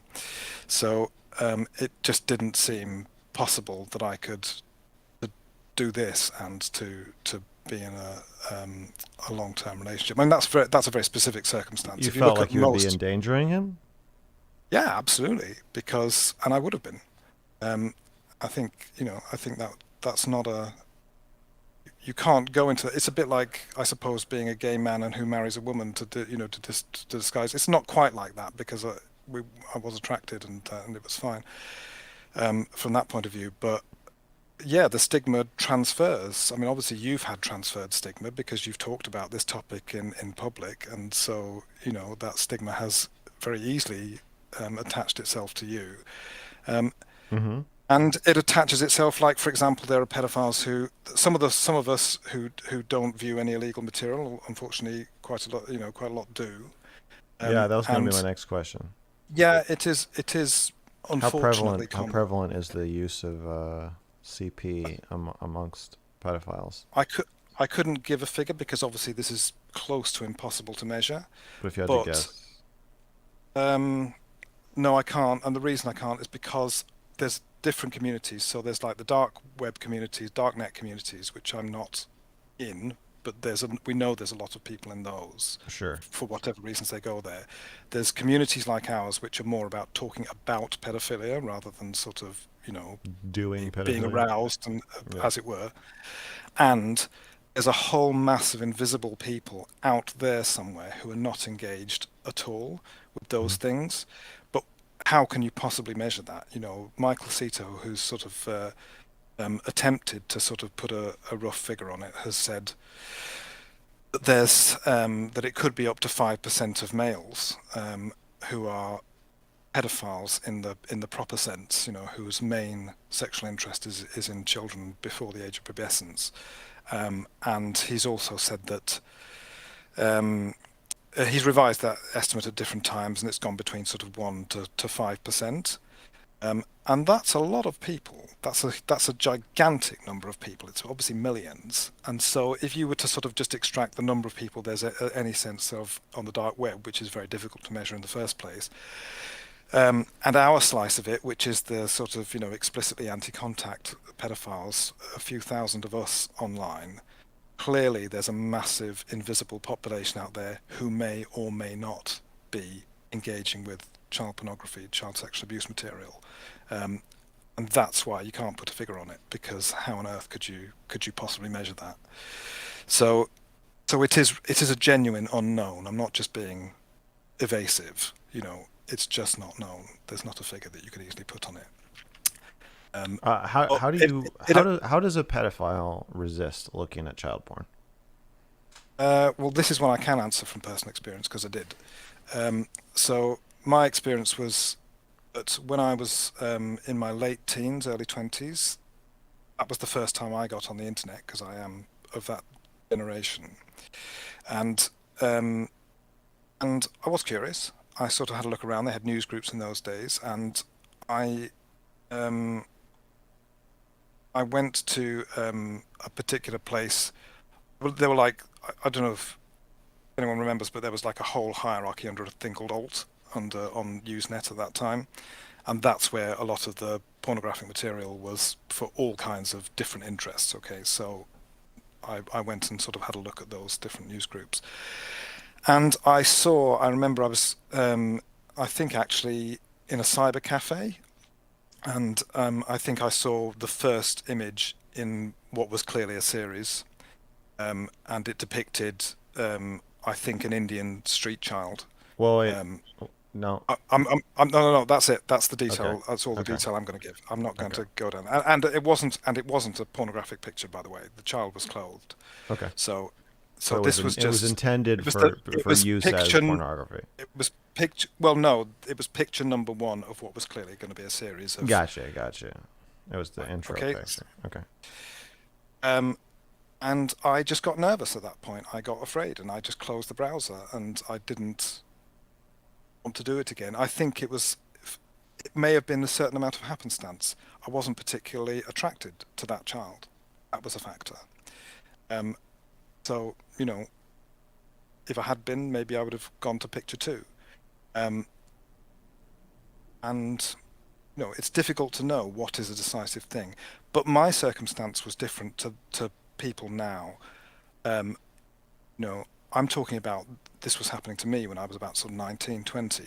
Hmm. But nowadays, kids of 12, 13, or whatever, younger than that, have access to many of the spaces of the internet. It's not fully This policed, is and your there are answer. lots of Okay. places on the internet. You know what I keep thinking of. When I was in college, I got arrested for making comments about the Virginia Tech shooter in a class discussion. Right. I was saying we should empathize. Obviously, I was saying we should empathize with the shooter. I can empathize with the shooter. Why can't you? You guys are all lying. You're all full of shit. We all know why somebody would shoot up their school. Stop lying. That kind of thing. So I get arrested. The ACLU represents me, and then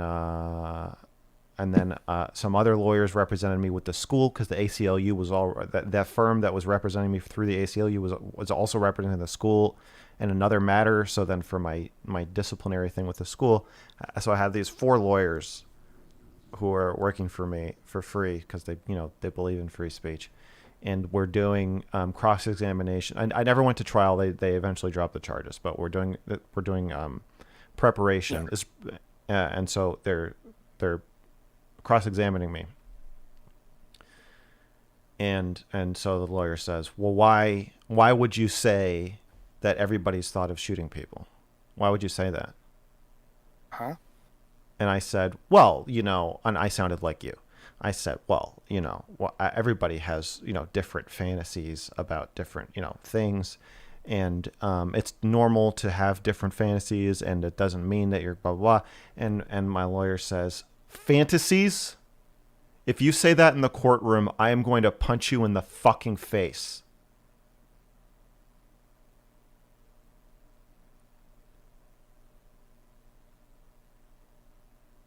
And Right. the way you answer these questions just keeps making me think of that moment.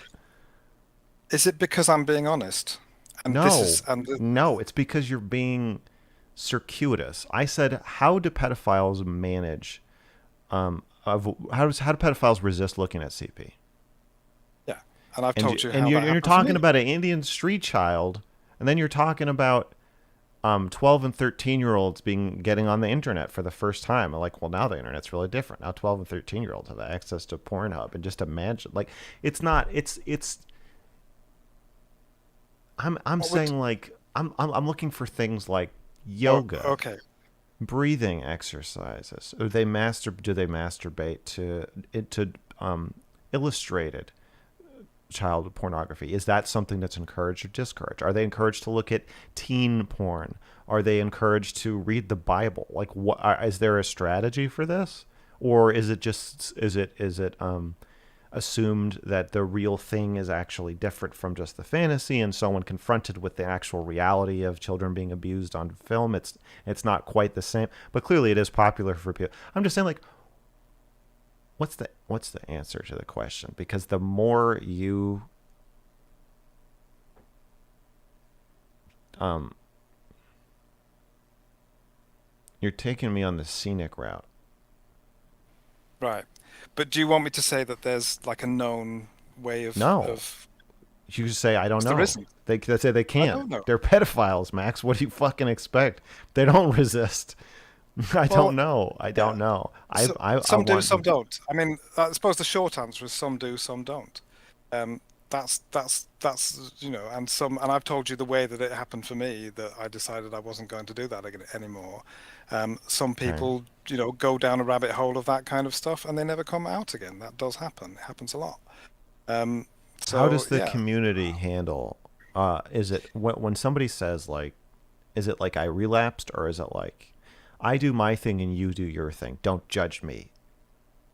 no, I think there can be a controversy in the community over that, but fundamentally, in Verpeds, people are trying to quit. They're trying to stop, and so when people, would give advice about that, they would say they might name the sorts of things that you said, or they might talk about, trying to focus on um, the negative effects it would have on that person's life and so on.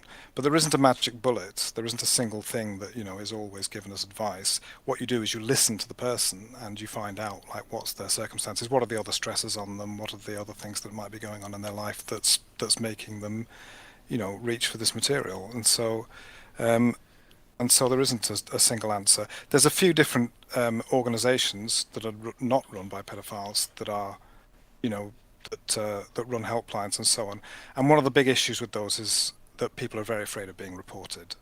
So it's very difficult to admit to having sort of used that material because you don't know what how the other person is going to react in terms of it being reported. When somebody talks about using child sexual abuse material, what is virtuous pedophiles' reaction? Is it like you shouldn't do that, or is it like, Yes. oh, okay? But when to the individual, do you say, hey, if you see someone in a forum talking about it, do you say, hey, don't do that? You shouldn't be Yeah. doing that, and here's how we're going to help you get on the right track, buddy. Yeah. There is a peer support thing where people will give that opinion and where they will say, that there are dangers to it, that there are reasons not to do it. Well, no, There's okay, there's also no, oh, bud, what? no, dangers to it, no, dangers to whom? You're saying to the pedophile. Well, You're that's who hurting we're me. dealing with. I know, That's who but we're dealing with. okay, You've but got you're to put saying, them but when you first. say that virtuous pedophiles is telling child porn viewing pedophiles that you shouldn't look at child porn because it's dangerous to you, it brings the word virtuous into question. We're against it completely, and but the point is, we're not talking to people who need to be told those things. They Okay. know that the children are harmed in the production of it. They know that it's very Okay. inhumane. Okay. We know this. So so I'm sorry if I sort of skip over that, but and I know it's important, but but you're talking to the person who their concern at that moment is how can I stop with Yes. this stuff, Okay, that's and fair. it's Maybe difficult. I'm being too It's unfair. difficult to make it. It's difficult to make an intellectual, public good argument or all those things. That's not what persuade people who are sexually motivated. It's very difficult Okay. to make So those okay, okay, arguments. okay. So that's You've good. got I to like say, that. That's good. That's good. yeah, You got to tell them why it's going to hurt them. yes, because if you are, I think, if you think about also how alienated some people are, And that then hurts you too. Yeah. well, they're also just, they may well understand that children are harmed in the production of this stuff and that it's a extremely toxic sort of You're assuming they don't care at that point. industry. They may be at the point where they just don't really care to live very much. It's not going to be a massive Right. motivator for them. That I'm Well, not saying I that think that is they part of the don't. problem with hating or threatening to kill pedophiles is that if um, as a society we're asking pedophiles to not give in to their strong sexual urges as a favor to society. We're saying we know you want to do this, but please don't look at child porn because it abstractly hurts or indirectly hurts children, and it abstractly hurts society. But if we're also telling pedophiles, we also just want to kill you for even wanting to do that, then the deal doesn't really seem as attractive to buying into what society wants or feels if society's telling you that they hate you and want to kill you just for who you are. Right. Because if we did that to alcoholics, which I suppose to some extent we do, we wouldn't It have may drive them to successful drink more. programs about, yeah, Yeah. exactly. People get alienated and they don't feel motivated. And it is, it is a problem that we encounter a lot. I mean, just to be clear, so um, a lot of people don't have been at this for a long time and often from a very, very early age as well. That's the other thing to say is that nowadays it's possible to encounter this material at the age of 12, the first time you see it. Okay, And you're getting some extreme skepticism in the chat about whether any pedophiles are willing or able to stop watching CP. Is there anything you can say to speak to that, or anything you'd like to say? yes, we do hear from people who have stopped. Um, yeah, so we hear from people who have managed to stop. We hear from people who've not started, which is obviously a good thing, and we hear a lot from pedophiles who do have the kind of strong opinions you're talking about, who absolutely understand the I would be moral the best problem fucking with pedophile why. because I'd be willing to bite the bullets. How do you mean? Well, okay. Somebody said I think the word you're looking for is prevaricate.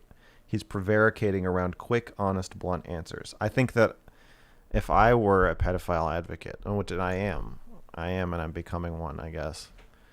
Uh-huh. A pedophile safety advocate. That's what it should be. Okay. Um, Sorry. Go Yeah, ahead. I think I'm being asked. I think it's You difficult can to judge. criticize me. I'm not criticizing you. I'm just saying that I if we're want saying you to. if we want blunt and simple answers, we can't provide blunt and simple answers all the time. This is a very complex population. It's a very complex set of people. I can't say. Love to say like we've done our investigations and we've run the studies and we've discovered that if you um, say these words 20 times a day. That's how you stop looking at, child pornography, or that's how you just stop worrying about your thoughts, or any of I those know, but things. like I guess it's just Nobody's from as an nobody's found outsider, that it yet. feels like there should be a brochure version of it where I Right, come in but and we're I not at say, that "Hey, it's stage. We're not at that stage. It's just not that simple at this stage. Um, a lot of the answers haven't even, a lot of the questions haven't been asked, let alone some of the answers given. You're right. When we have like a thing like, autism, or we have a thing which is anything that's seen as a thing, right? That's a label that, people get on them. There's a whole worked out series of things. There's a series of experts who say this is how it works, and we've researched this, and we've looked into this, and we found that the following things help. But nobody is trying to do the things that help. Not nobody, and I can explain that in a second. But very few people are trying to do the things that help because everybody's avoiding the topic in the first place. If hmm we took seriously the fact that 12, 13, 14-year-olds are going online and finding and using child pornography, and in effect becoming addicted to it, then we would have a large scale public health program around this and a lot of experts contributing to it.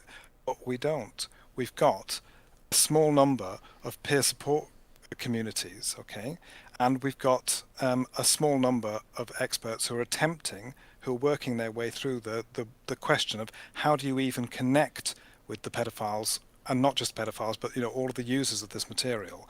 And they're beginning to get answers, but we're just not at that stage where there is a brochure and where it's simple, and where there's a narrative, if you like. There's a big sort of narrative, as there has been. Um, People are don't have the answers yet, and I certainly, and I feel like the real prevarication would be for me to come along with a brochure and sort of say, we've solved the problem. Well, I'm sorry, but it would, because um, we need, there is more work to be I done, and I think. I don't agree with that would be the real prevarication. I don't think that's true. Okay, well, I feel um, like you could just say, it's a work in progress, but it is. I know, Yeah. but I'm saying if you just say it's a work in progress, here are the initial strategies we're using. We're seeming to get some good results from this, but we're also waiting for the psychological community to catch up with its research and give us better answers. But for now, this is what we're doing. I'd say the biggest thing that we know, I think, helps people in our situation, whether that's to do with child pornography or whether it's just to do with the overall situation, is this business of being heard, of being listened to, Yeah. and having a chance to actually sort of describe their experience in a way where they're not going to just be constantly worried, as I suppose I have been throughout this interview, Yeah. of being judged and being sort of, and potentially attacked. I realise that this is an interview and not a community thing. I guess I'm learning the difference today, but uh, so yeah, Oh, so I think if I were a that's part of the community, I would attack people constantly. why. Why? Because I'm very emotional. Right. There's a lot And of emotion in I'm the very community. hard headed. I'm very sure. Yeah. I'm as I get older, I'm less certain about that there are sort of, Okay, clear here's answers, and some. that there's a. This is the same person who said prevaricate has said to say there are stages suggests there's a plan. Even AA has a 12-step plan. I don't think Verped has a plan. Um, okay. Is there can there be a Yes, plan? Is there a there plan? can be a plan, but it's a massive task that we have. Even the things that I described are massive. To give support to the people who come to us, that's something that we're, on a learning curve with. And then to do things like educate the public, that's something we're on a learning curve as well, because obviously a lot of our overtures in that respect do get rejected. And in fact, really, it's gone backwards a little bit since I joined 5 years ago, because they've been deplatformed and they've just been entirely, even to put a perspective as a pedophile has just been sort of wiped out. So it's a very dire situation, um, and and the plan to sort of come out of that is to try and document the experiences. I think No, that's I the think thing he that a means a lot of. plan, like a plan for the pedophile. So a new Oh, I pedophile comes see. in, and you say, "Oh, well, you say, what phase are you in? Are you in denial? Are you if you just accepted that you're a Yeah, pedophile? okay. Are you looking at child porn? Have you offended? Are you a kindergarten teacher and you need to Sure, make an exit? sure. What's you know? Yeah, okay. So I mean, you're right that a lot of those stages exist. There's a stage of like how far ahead are you in terms of your Right. And so I acceptance and in think I terms of think your this person is awareness of these things. suggesting I think this person is suggesting that if you had a even if it isn't the perfect plan, if you had a fixed Sure. kind of thing that you plug someone into and you say, here's how we handle blah blah blah, and cycle Yeah. them through, even the appearance of doing that, even if it doesn't work, would I think give your organization a lot of legitimacy in the eyes of people who are skeptical that you're not actually trying to rehabilitate. Sure. Um, I think, yeah, okay. I think we You do a lot feel of me? those things that you've described. Okay. So we have, so we would talk to people initially before they join the forum about sort of where they're at, and again, we would understand something about what's their awareness of their situation. We would understand something about what's um, their attitude, if you like, to the situation, and we would also we would then go into the process where they would start to speak on the forums. Um, but I am. It's not a top-down program. So in other words, that isn't something that we know that we could either offer or that could be, Okay. So that the we've got the structure authority is to issue. So the the stru- structure is peer support, and so it's it's a chance yeah. to speak about sort of what the experiences are, and for other people to say, yes, I have had that experience too. Okay, so Yes, it's I top understand. down in that you vet people and then let them in, and that Yeah, part is top down, and then once they're in, it's peer support. it's peer support. Yeah, at that Okay, point. somebody's offered me $100 to end the call. Fuck off. Fuck you. That's a no. But they also gave me $5 at the time they said that, so thank you for the donation. But no, you can't control my content with money. Yes, and somebody's asking for 12 steps, but it sounds like you're saying 12 steps is a little too top down. Partly because it's a diverse population. I suppose if you're talking about sort of Alcoholics Anonymous or things like that, everybody's presenting with with at least a very similar problem. In our case, people aren't necessarily presenting with one single problem. There might be people who've got an issue with child sexual abuse material or CP. There might be people who don't have that and who are seeking sort of, friends. There might be people who are seeking guidance on other aspects of their life, like how might I come out to somebody in my life? Is there a way that I can talk to my family about this? Yeah. That's often Uh, discussed. People okay. might be in there's a diversity of situations. It's Yeah, yeah, not yeah. just I like hear you. we're not saying you've got pedophilia. We're now going to I guess work on your my concern pedophilia. is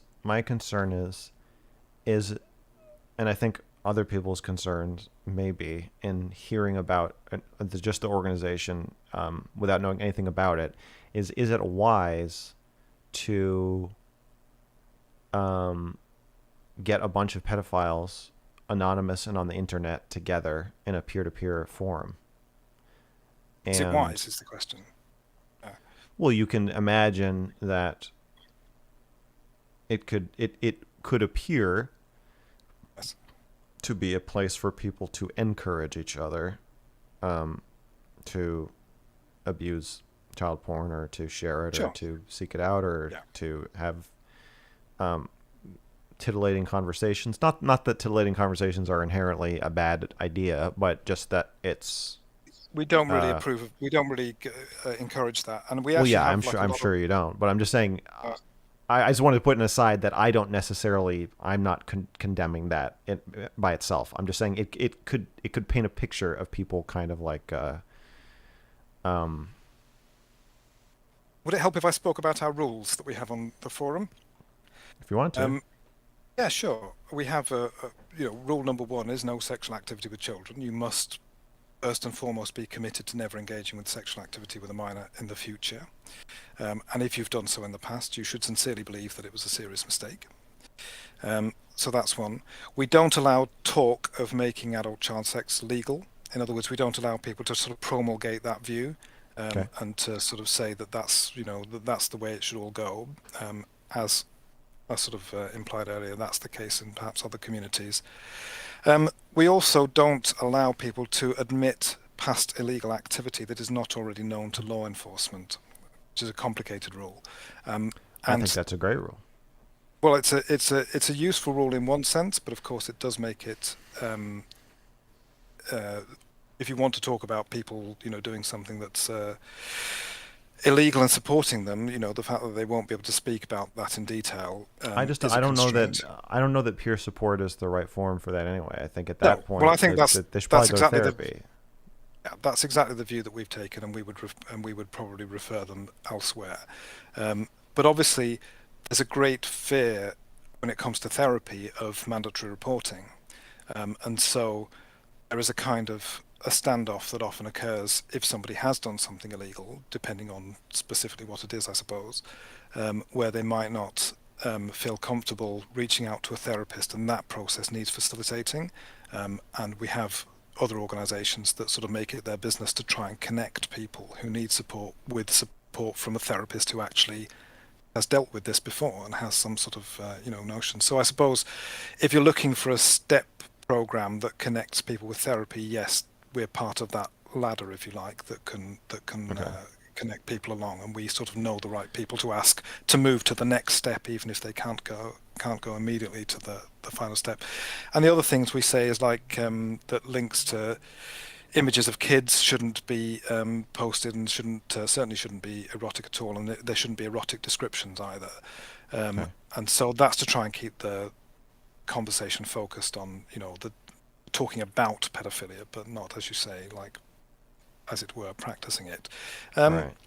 and that rule Uh, does need policing, because people naturally, when they're first having an opportunity to speak about this, they want to talk frankly about it. I mean, you've sort of widened your eyes in alarm as I've described a couple of things here, as if I was going to be more explicit.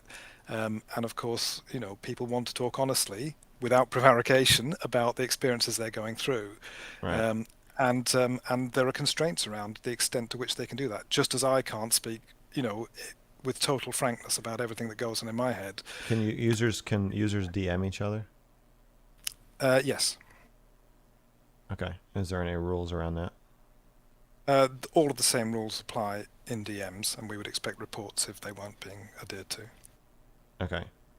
What is Virtuous Pedophile's stance on simulated child pornography, or drawings, or even erotic stories? Sure. Um, Not we posting don't. them, but using them. Yeah, obviously, they're not posted in virtuous pedophiles. Um, at the moment, we think there are a lot of laws against these in some jurisdictions in the UK, for example, where I am. Let's assume in areas where they are legal. In areas where they're legal, well, Yeah. then we don't tell people that they shouldn't use them. We don't think there's an evidence base to say that the use of that material leads to the harming of children. Um, we're open-minded if an evidence base should emerge to changing our attitude on it. But at the moment, we don't think there is an evidence base for that, and we're awaiting further research. And there is, in fact, sort of some research going on at the moment around what's called FSM, fictional sexual materials. But it's a very fraught area because as soon as you get into that business of, well, there's drawings and there's lolly and shota and there's all of those things. There's also things like dolls and stuff like that, which tend to come under the heading of fictional sexual materials. People sometimes have a different attitude to those than they might do to drawings. There's Yeah. also things like we're now on, before we've even sort of figured out all of our stances as a society around fictional sexual materials, we've suddenly entered the era of deep fakes and things which are hyper realistic, Hmm. which don't involve the involvement of a real child in the production of it, don't involve the abuse of a child, Hmm. but do involve the appearance of that, such that it might be difficult for law enforcement to separate the quote real material from the virtual. This is a So long answer. okay, but I'm telling you a lot It of feels like different I'm things. sitting on the stove and you're just turning up the heat slowly but surely. Feel the water's coming to a boil. I'm starting to freak out. All right. Well, the straight answer is no. We haven't taken a stance against that material. Okay. But obviously, it is illegal in some jurisdictions, and we would say members should obey the law, Okay. and that matters Some because we don't just have US members. right.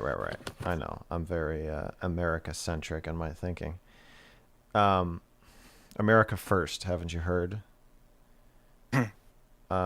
Ask him about chemical remedy for the incorrigible. I assume this is talking about chemical castration.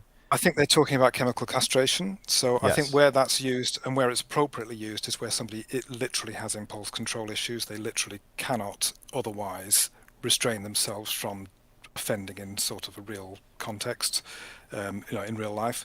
So and What is so in those virtuous pedoph? cases, Yeah. What is so what's the so our stance on that? stance on it, Yeah. we don't think for those who can um, contain, who don't act on the attraction, we don't see it as a thing that's necessary, Okay. unless a medical professional were to insist otherwise. But even then, we know that, for example, there was a lot of this that went on with gay men in the past. We're mindful of that.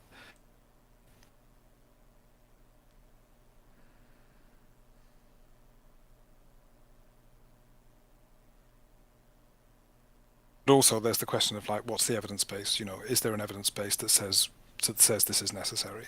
It has to be Yeah. evidence based if that's going to be used. Right. Okay. Some people who actually voluntarily might use things like, for example, SSRIs, where a side effect is lowered libido, and Right. some people do use those.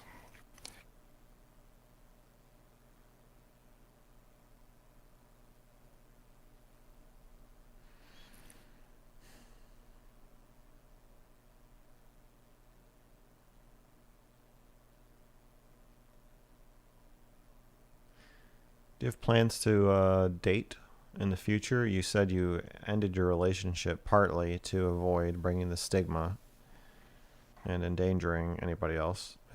Are you married to the organization now? I don't know what I'm going to do about that. I think, but I think I'll probably seek someone else who's in the same boat. I think most likely. Um, That's what I'd like to do, but I don't know how possible it is because most of us are anonymous. Most of us are sort of hidden from each other as well as from the world at large. So it's not like there's an app for that, um, and uh, and so I don't know really what I'll do about that. I think um, uh, I'd like to have another relationship, but I'm hesitant to repeat the situation, and I've come as far as I've come now in the sense that I'm obviously involved in in this community. Um, Maybe I'll meet somebody in it. Maybe I won't. Pretty much, it's not a big pool I'm fishing in of people who are willing to meet in person at all. That's pretty rare to be able to actually meet somebody in person who's also a pedophile, also a map. So, um, so I'm not massively hopeful about that. But I'd like to. I'd like to think it's maybe possible.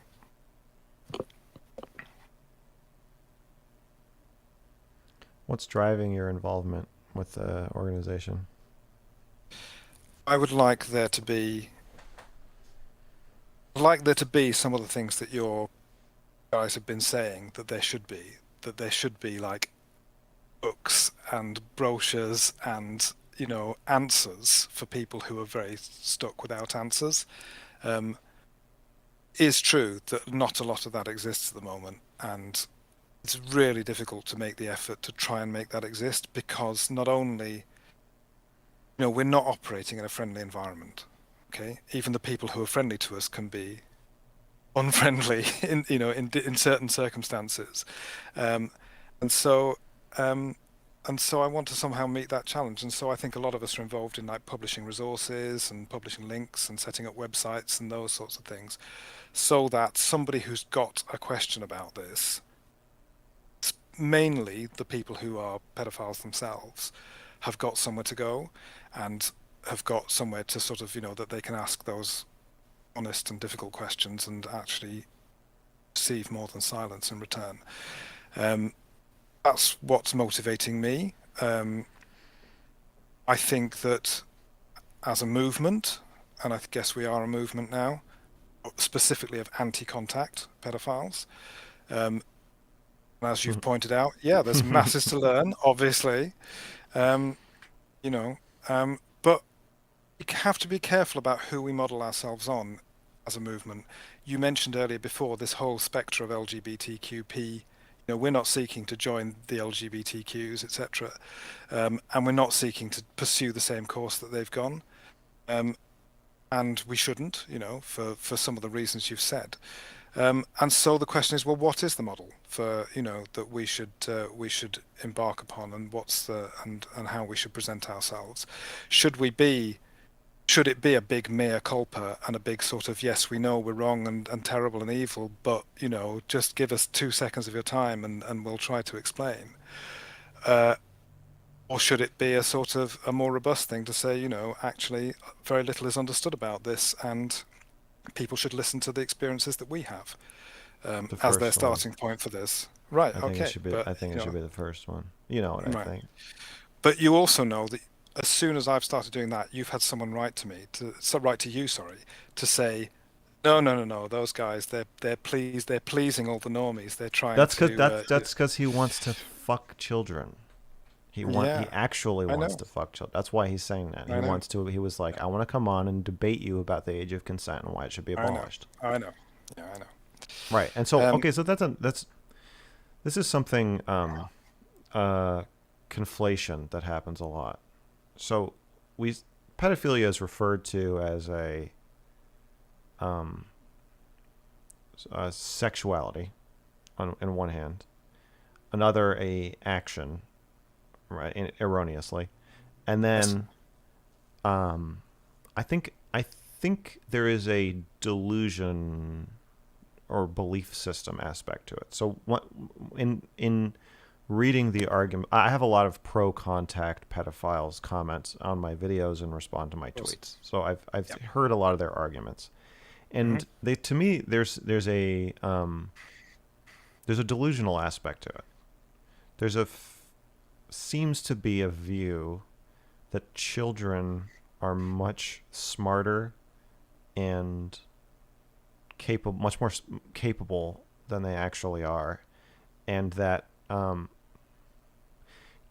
being having lust for a body, the body of a child is one thing, but I also have heard from pedophiles who seem like they want to like marry a child mm, and have a actual emotional yeah, psychological connection that yeah, to me it's immediately obvious if you know children they're not actually capable of, yeah. and that is something that I don't think it's talked about as much, but to me there's like a delusional part of pedophilia, and I'm wondering what you think about that. Um, yeah, I recognise what you're talking about. I mean, I would certainly say that, in the early stages for me, I would have wanted it to be true that, my feelings for a child could be reciprocated in the way that I wanted them to be. Yeah. Um, I would have totally wanted that, and I would have totally, and I have met a lot of the people you're talking about and spoken to them, with increasing frustration, um, Right, because it's like they because think that a child is just an adult in a child's body, and they don't seem to. yeah, It doesn't seem to they, compute that like they don't know that children don't know what's going on. it, yeah, I mean, people who are very motivated to want something, and I think sex is an area in which people get like a really Yeah, very strong, yes, right, yes. and also sort of take risks.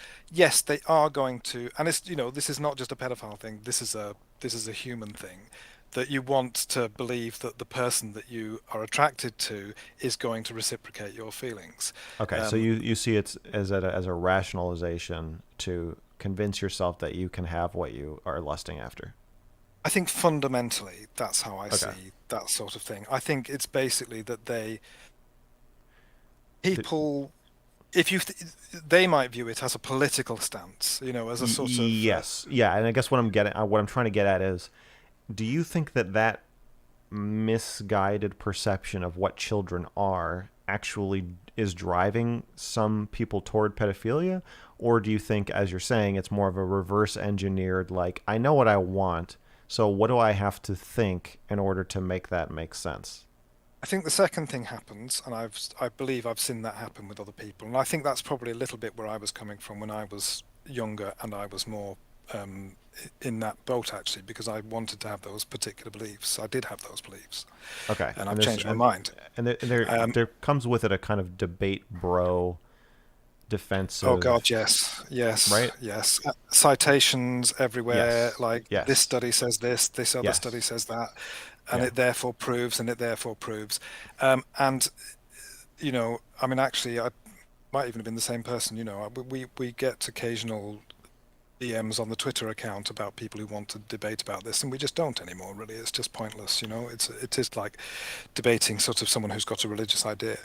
Um, but yes, the thing is, and this is always difficult, and this is maybe some of the reason why you've pulled me over the coals a little bit for trying to give answers that yeah, that please too many people. yeah, But the roots of this community do go back to the times when those were the standard positions. Those were the standard things that the pedophiles were assembled thought, and that that legacy does have an effect.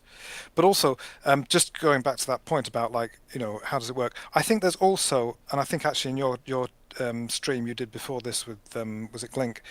yeah. Um, he actually raised the possibility that people were sort of projecting their inner child and stuff like that, and I didn't quite accept the way that he was framing that.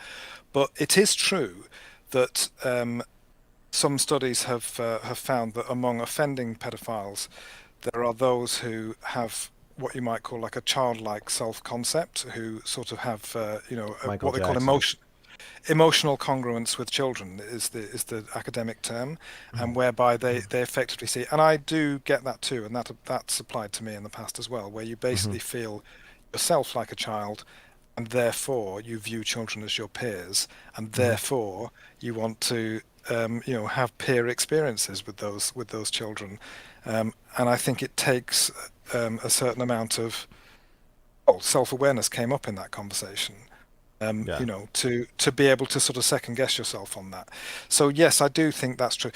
I do want to say though, what we're describing here just isn't the case for everybody. I think some people start out with quite a realistic view, and that's where they stay. So I don't think it's necessarily a process that everybody has to go through, No, I'm but just it's saying. definitely I'm just. it's I'm definitely just. a I process you just see. want to bring into the conversation the the pedophile hating contingent Yeah, sees pedophilia as an ideology, and I want to acknowledge to them that in some cases they're right. I've definitely spoken to pedophiles who yeah, subscribe to this pedophile religion in a way yeah, that children are just basically adults in little sexy bodies rather than like they're yeah. actually I children. Yeah, I mean, it can express itself in that. There are other ways that these rationalizations can work as well. So it's a variety of ways. But yes, it is true that they're more likely to suppose that children are interested in sexual activities than they actually are, than children actually are. So Well, and not just um, interested, not just in. I believe a lot of children are interested in some level of sexual activity, but I don't think sure, that I don't think that matters. I think that no, that's exactly right. Yeah. right. So yeah, I mean, this is basically the answer that I have found for myself when given these arguments and told well um, I think the people who believe those things, they make a very rapid leap from the fact you just said, that that children might be interested, to saying, and therefore it's a good thing that I personally am going to pursue sexual relations with a child, and Yeah, and it's that's a and that's a pretty gigantic leap, but it's not yes. visibly a leap to them, because of course No, they're motivated by the will that they want to. yeah, um, it's pretty rare that you see somebody advocating for legalizing sex with children who doesn't also themselves want to have sex with those children. I don't think I've ever seen that happen.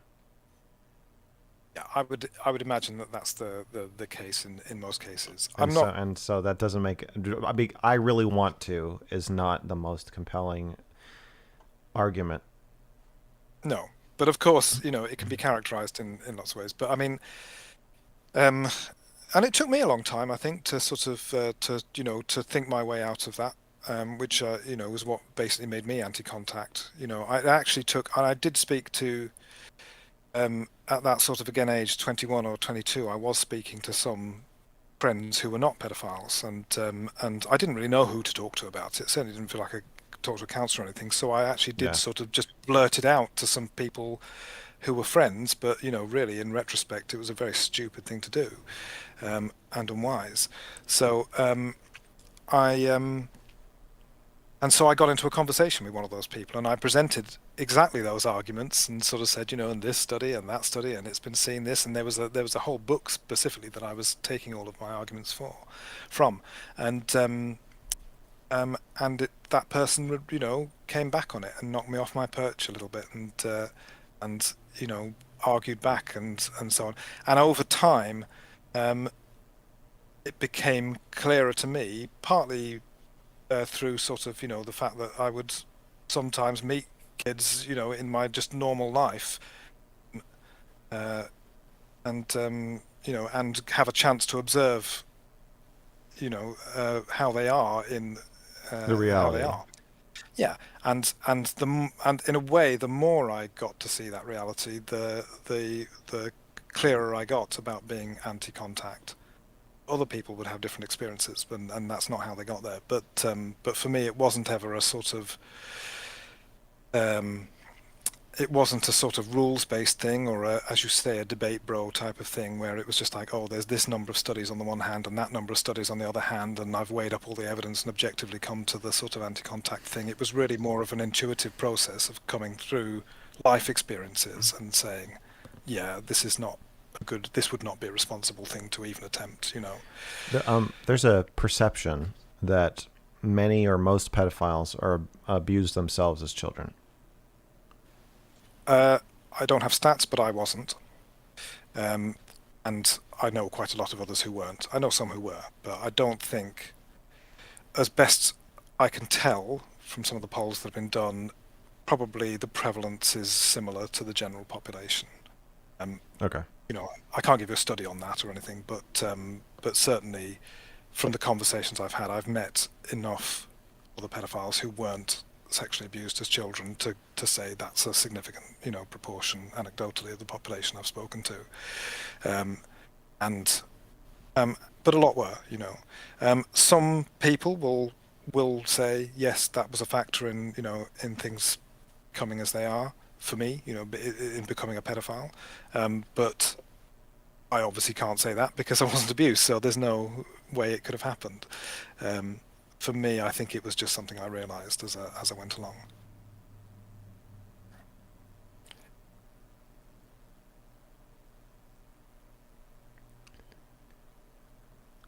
Um, is there anything you want to say about me or what I'm doing? I think what you're doing is great. I think it's great that somebody's sort of making these points. You are making them in a different way, as we've sort of heard today, than some of the community uh, that I'm engaged with recognizes. And I think it's interesting that we had this conversation. And I think there was, as you said, it didn't really go quite as you had it in your mind. There was a specific narrative that you assumed that I would bring forward, for the organisation, um, that wasn't there for interesting reasons, which I'd perhaps like to talk to you offline about at some point. Um, but um,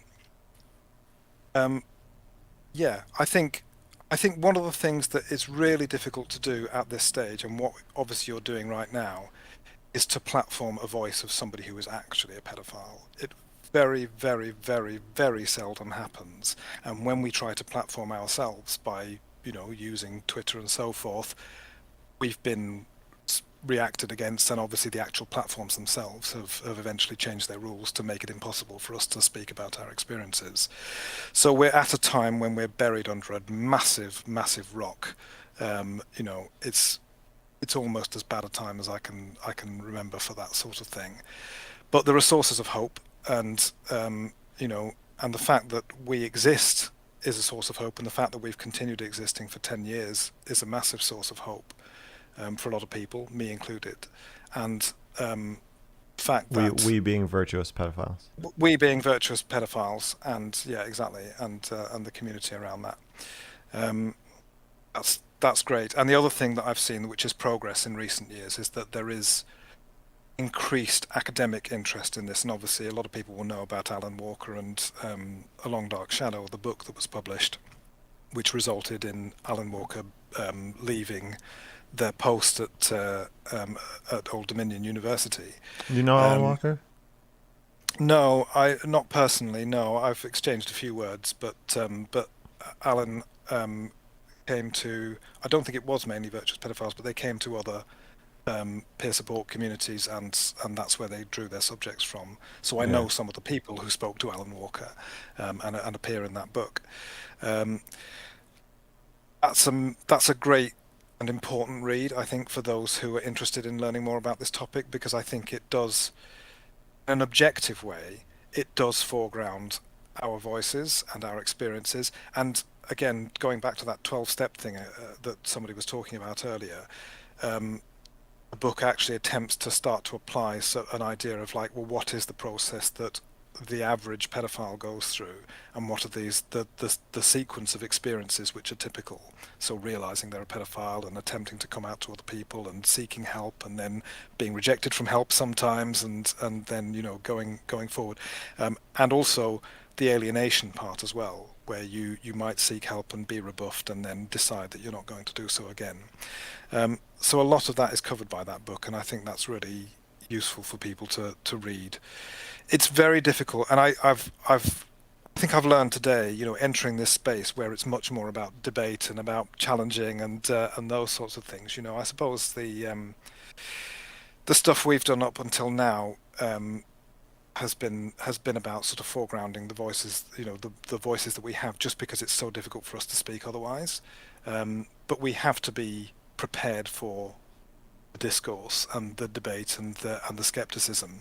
Um, but we have to also, and we've got to try to help people to understand the diversity, the complexity of this population, because you're a YouTuber, you live in a world of like opinions, and this is what we should do, and this is how society should deal with things, and this is how so on. In my position, not my position with virtuous pedophiles, but in life, you you can get very ground down by the fact that it's just so complicated, and that so many people that you speak to are in a position of really having lost hope. Um, of I don't just mean having lost hope of like, being a non-offender and those sorts of things. I'm talking about just having lost hope as human beings, as people who want to live. I didn't want to live for a very long period before I got involved with this. I think I had the first period of not particularly wanting to be or to plan suicide in the first sort of 6 months that I actually connected with this community, because I could finally speak to somebody who got it, and who understood, but also who wasn't going to try and drag me into illegal activity. That was really critical for me, to have those people who were there, who were saying, yeah, absolutely, you're attracted to kids, and here's some ways we talk about this, but that conversation didn't lead to people saying, and if you're interested, I've got this link for you. um, Yeah. which I was very afraid it would. And actually, I'm still afraid of it, because I think the more exposed you become in this situation, the more people are going to try and do that. Um, so all of that is very tough, and I've given up a lot. Personally, I also recognise that in a sense I'm one of those people, one of those pedophiles who's going to be mown down in the front, in the first wave of trying to make these arguments, because it's going to take a very long time before there's progress. And I'm sort of reconciled and philosophical about that. But um, I think, yeah, I don't know. I want to sort of keep giving notes of hope, because people come to virtuous pedophiles, they finally get to express something that's just absolutely, it's both central to them, and it may also be an incidental part of their life, their sexuality. you know Hmm.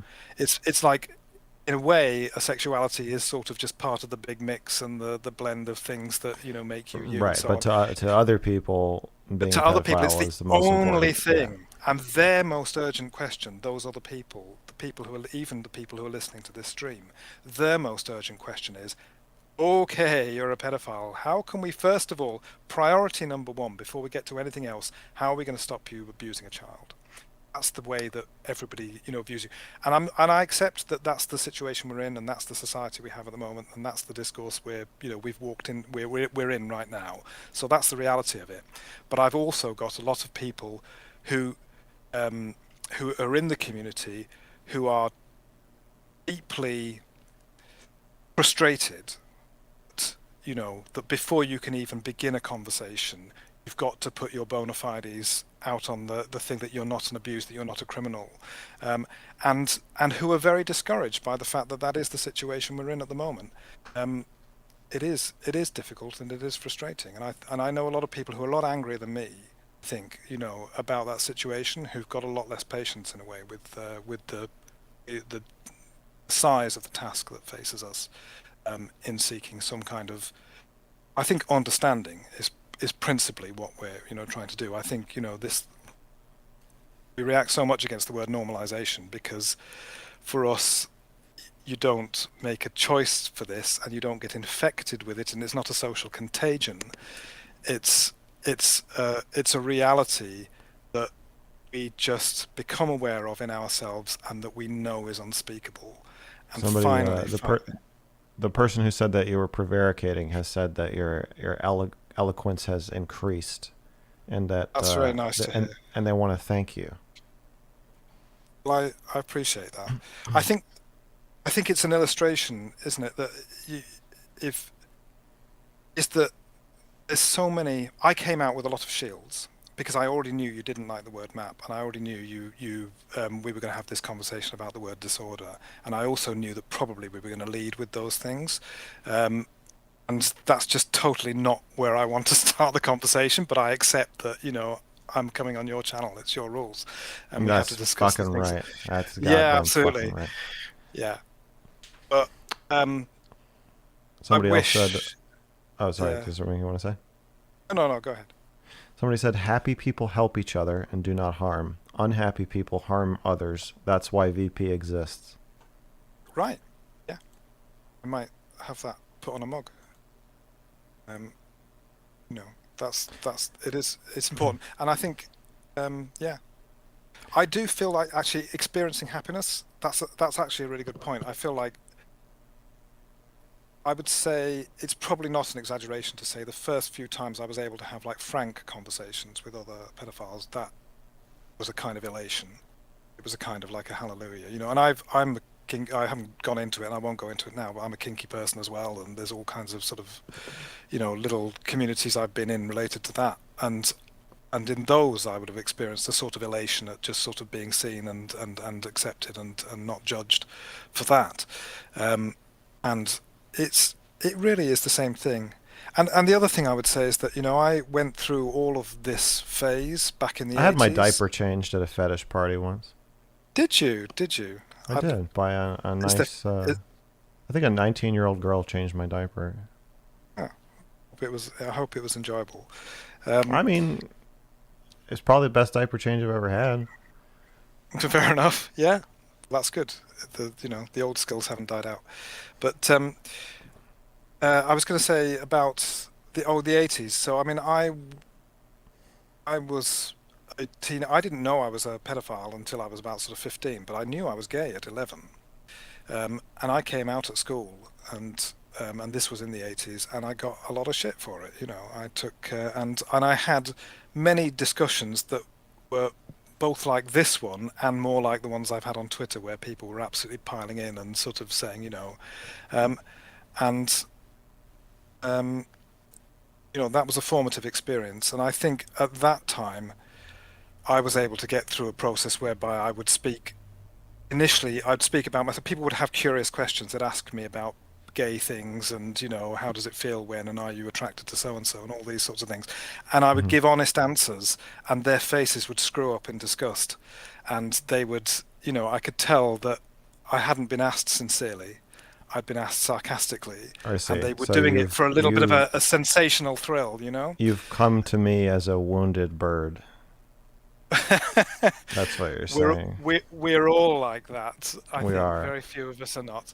Um, and so yeah, in a way. We have Um, a comment. Things really need to change. This was an eye opener. Thanks for having this discussion. It's so complex. Thank you. Yeah, it's nice to hear that acknowledged. Yeah, I think I also discovered at that time that you can have, because in the 80s there were a lot of sort of pre-made lines, in the same way that LGBT has all of its narratives and so on about coming out, stuff like that. That was Yeah. all being formed at that time. It didn't really fully exist. You had to go to the library and find a book and stuff like that, and so you could try and explain this to other people. You didn't have all of your script pre-formed. You had to just figure it out by trial and error. Right. And I think my sort of 3 4 years that I was on Twitter talking about map and pedophile issues were very much like that. But a whole series of gotchas I went through and got on, and tonight I suppose there's a few more. The what are the traps? And so yeah, so Are I you just are you guess I saying ended that up in I've that. I've been trapping you? No, no, no, not at all.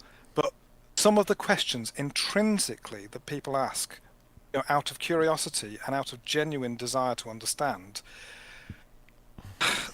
require really careful answers for all the Oh, reasons I we don't talked know. about I think earlier. you're being too careful. Well, I know you I've, do, as but I've I said, think, as I've said, I've made my point. I think. yeah, yeah, yeah, sure. And but it is a case of often bitten and quite shy. And also, as I say, organizer. Well, I won't go into all of that again. But anyway, there's that experience of basically seeing that there was a prevalent narrative about me. People told me people like you spread diseases and things like that. This was when AIDS was a big deal, obviously. Hmm. Um, and and I've had the experience of knowing just sort of in my heart that those people were just mistaken, that they were wrong about that. They were wrong about um, their attitude to my homosexuality. And so I think initially I went on when I was sort of 19, 20. I thought, well, they were just as wrong about pedophilia, and I think nowadays I've come to a more sort of balanced view of seeing it's not the same as homosexuality. But on the other hand, having experienced being in this position, with a skeptical audience, um, there's quite a lot of similarities in the way that society narrativizes and talks about it. And I suppose I've got that, I'm gaining that experience, and in Yeah, a I guess way, I mean learn. I think that's one of my series is trying to I'm trying to get to that middle ground of there's something wrong with you, but that doesn't mean that we have to dehumanize or ostracize or hate you. Yeah. And I think that ostracized one, that's a huge question. That's a really difficult question to know how to answer because ostracization can be like a big aggressive, cancellation type of thing. But it can also just be in these tiny little secrets that you tell one person about it and they're Sure. like, okay, but can we make sure we don't tell so and so and so and so and so and so? Can we not tell this part of the family because they've got kids in there? And Yeah, you yeah, have all yeah. these sort of Ostracization on taboos. on all scales. Yeah, I And eventually understand. you begin to cooperate and you begin to ostracize yourself and you begin to say, I won't go to that party, I won't go and see those people, I'm not going to befriend this person. I mean, eventually they might start digging and ask me questions about things that I don't want to talk about. They might get me drunk one night, I might admit something I shouldn't. Right. You end up in that position of effectively just pushing people one by one away until there's no people left. And then when there's no people left, You there's want to no die. reason to go on. There's just Yeah. no reason. And we even see this within the communities. Sometimes people are already so alienated that they arrive in the community and they will spend a lot of time causing trouble and pushing people away in just the same way that they've learned to do up to that point. And this is why, this whole how do you do a peer support community that's effective? Um, that's one of the reasons why you don't do a massive top down, right, here you are, let's just get you sat down. Here's the 12 things you're going to do to improve your situation. We know all about you. We don't know all about them. You Yeah. have to admit that. And that's why, that's why the approach, and that's why I think, yeah. Anyway, you know, that's all of that's a huge deal. But it's an early stage in trying to improve the lives of people. And what really gets me is that just the sheer numbers we must be talking about. Like, if that's Yeah, the yeah, it's percentage, a lot. It's a lot of people who have not yeah. found A- support. And if anything, that category is being widened by the fact that we're busily sort of, getting rightly exercised about people who are sort of, interested in teenagers and actually doing something about that.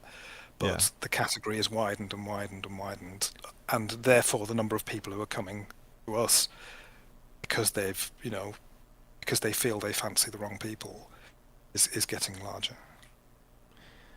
yeah. Well, I think we should stop. Sure. Um,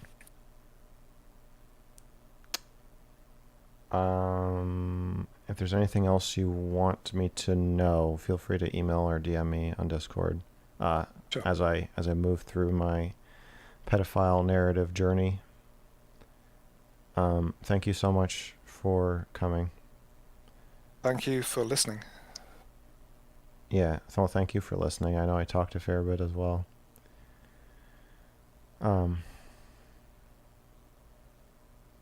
Hopefully we can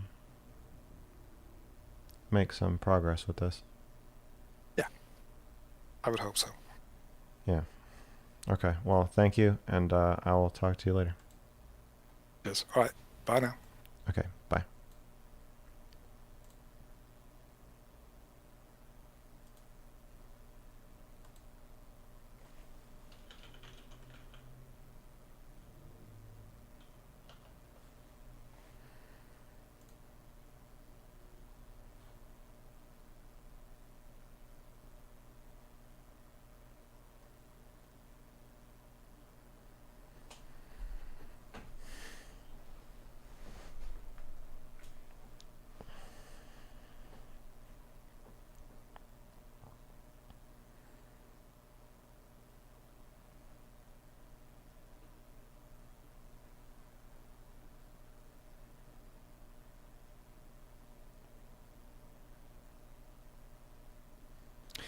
I have PTS. There's nothing wrong with traumatic stress as long as you can manage it. It's not a disorder. Very cheeky. That's very cheeky of you.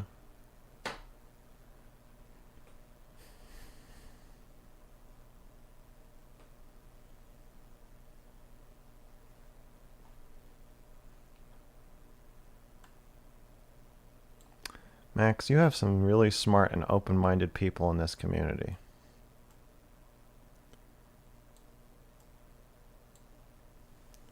You hear that, guys? This person's complimenting you.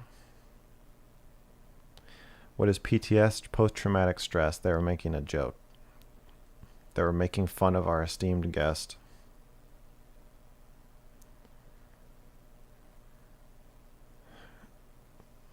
Possibly me.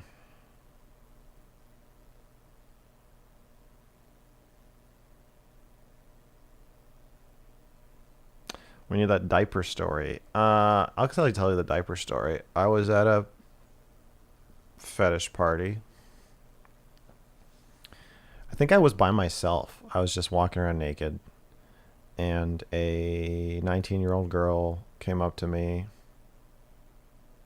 And I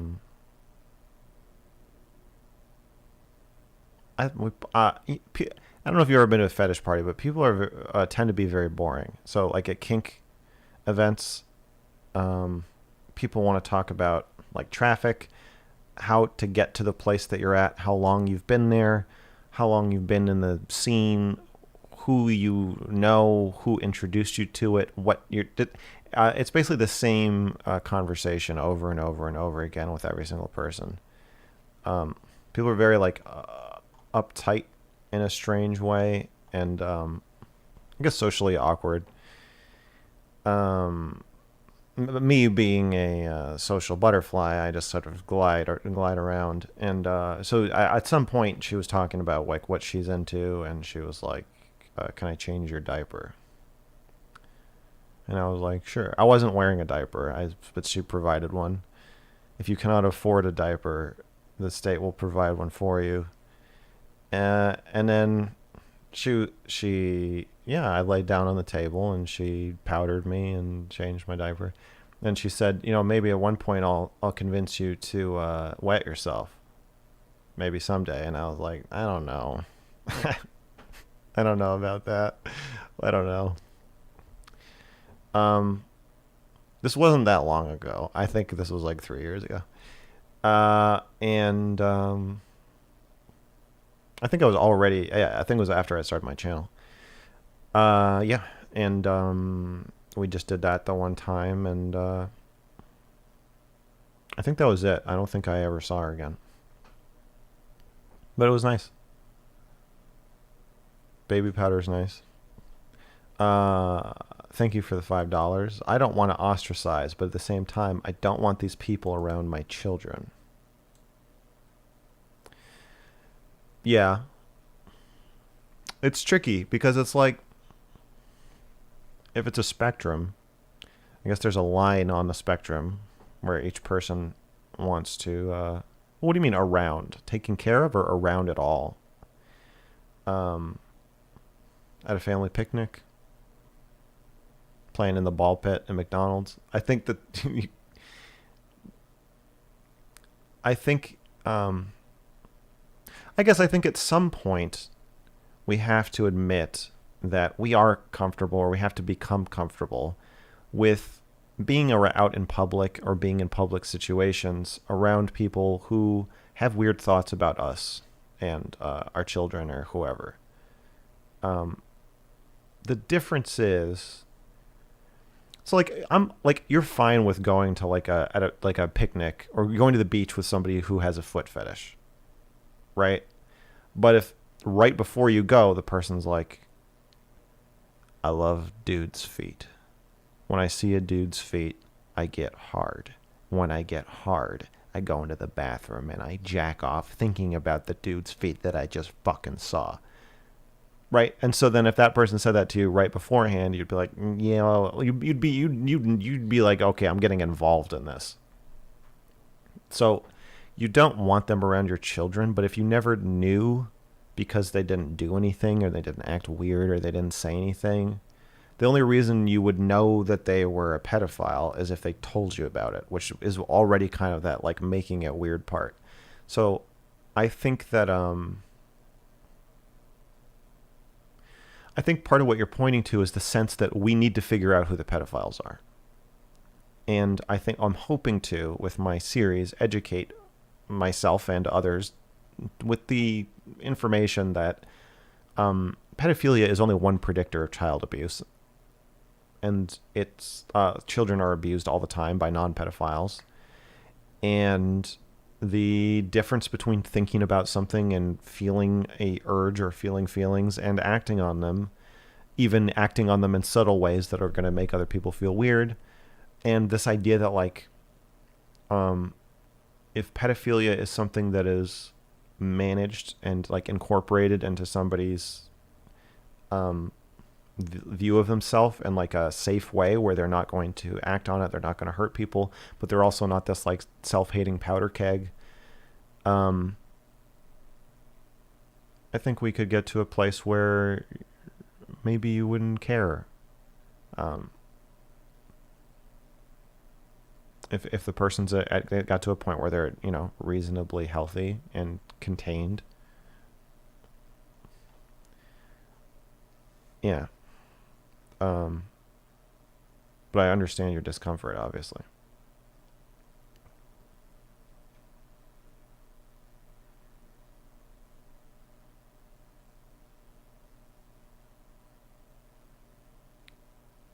I feel like I should put on some socks. Yeah.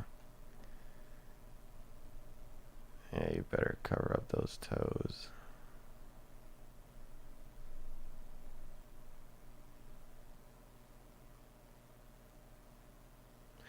For $20, thank you, Chaos Law. I also have a Jew father and a Christian mother. I just find that we have several points of intersection. Perhaps that is a factor in their genesis. Usually, I'd say this is meaningless trivia. How do you feel about it?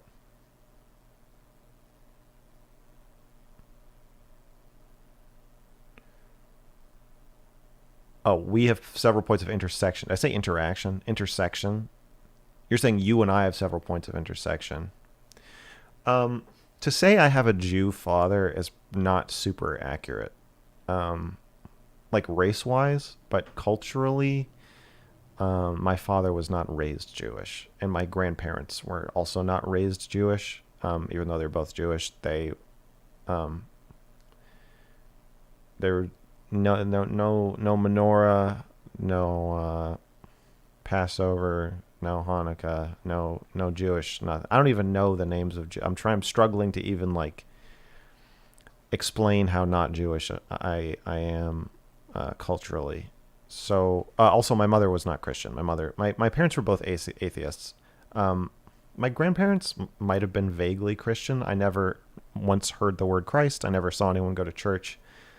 Um, Never saw anybody go to temple. So I would say like really my family was atheist. Um, so I don't know how religious you're talking about, but there or culturally religious you're talking about there, but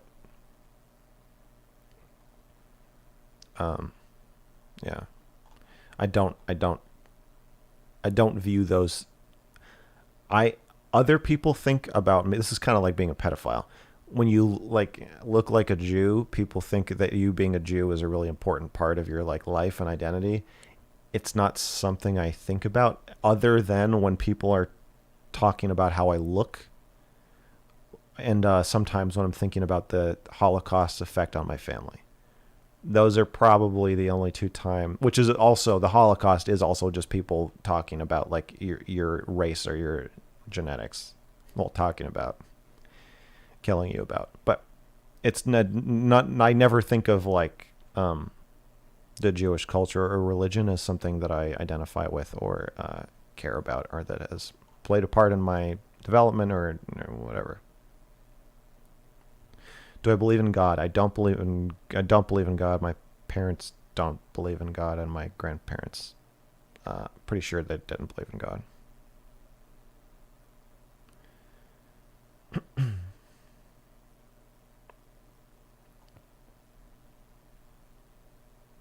We are talking about kids, Max. People will protect their kids at all costs. Yeah, I know. People are weird about people fantasizing, even if their kids are teenagers. They get very uncomfortable, like with their daughters wearing a revealing pair of shorts, and saying people are going to look at you and think about you. And as your kids get older, more and more people are going to have sexual thoughts about them. And I don't. I want to protect kids from being abused, for sure, and I want to protect teenage kids from sexual activity with inappropriately old adults, for sure. Um, so like yeah, I'm talking about like a 14-year-old and a 20-year-old. Like yeah, that's too big of a gap. But do I need to protect a 14-year-old from being checked out by a 20-year-old? No, I don't think so. I think ogling, where you're involving the person you're looking at and they're getting uncomfortable, then yeah, I think at that point it starts to feel weird. But I think you're also just being a little Puritan and unrealistic in your view of how sexless you want a person's upbringing to be, or yeah, I don't know, not sexless for them, but it just the idea that I need to protect. Well, I was going to say that, but I'm thinking like there's a reason I don't bring Shaylin on stream. I do feel a certain amount of protection, but it's not because of what I'm afraid you're going to think of her though. So I want to go back to my original stance. I was right and you were wrong. It's more what you're going to say. I feel protective about that. And if I had a child, I probably wouldn't put the child in my videos. Um, but not because of what I'm afraid you'll think about. It's because of what you'll fucking say. I'm also in the position as a streamer. I'm in a position where people are blurting out what they're thinking to me, thinking about me, and thinking about everything I'm saying in a constant stream of consciousness. So I may have developed some more tolerance for just like being aware of all the weird shit people are thinking about me. I don't know.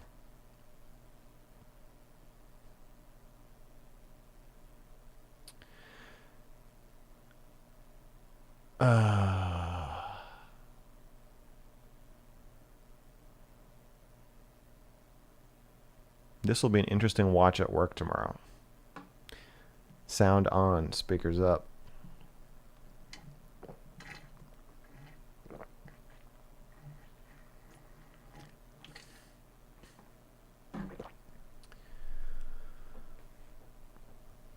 Oh. Oh.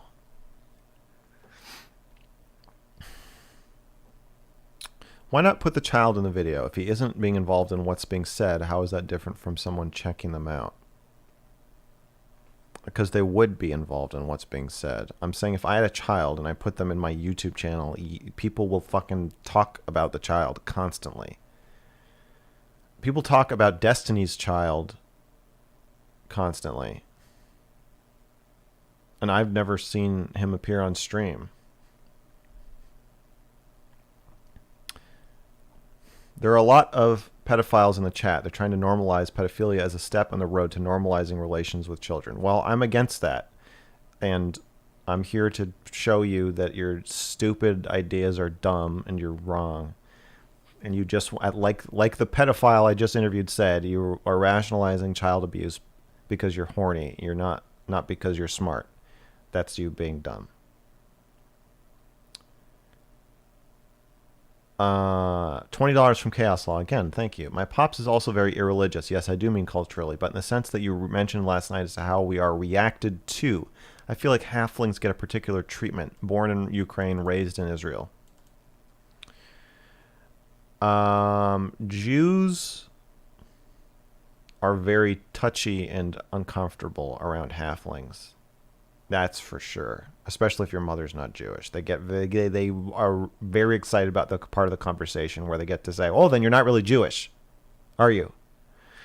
And I'm like, well, I guess not by your made up, stupid, religious, spiritual rules about a fake God that likes you. I guess I'm not. Yeah. How we're reacted to. Yeah. I could say that. It's all the bad parts of being Jewish and none of the good. Because then anti-Semitic people don't care if you're half Jewish. They just hate you. $10 more. Rejected for blonde hair. Moved to USA. Rejected for being Russian. Also lost my blonde hair. By the way, am I being a Jew right now by saving $10 by sending you multiple chats?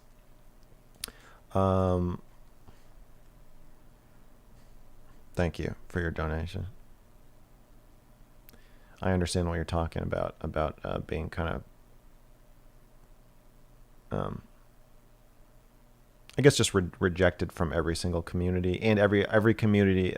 Jews are like, oh, so you're a non-Jew, and then non-Jews are like, oh, so you're a Jew, and I'm like, eventually I'm just like, no, I guess I'm fucking nothing. Anon says, do you think a virtuous pedophile should be a preschool or elementary school teacher? From what I've read, it's a common job for them. From what you've read, it's a common job for virtuous pedophiles or for pedophiles. I mean, we're going to assume you just mean it's a common job for pedophiles. Do I think they should be a preschool or elementary school teacher? No. No. If your primary sexual attraction, or you even have a strong sexual attraction to children, a job where you have to touch children as part of your job and like help them go to the bathroom and stuff, it's not a good idea.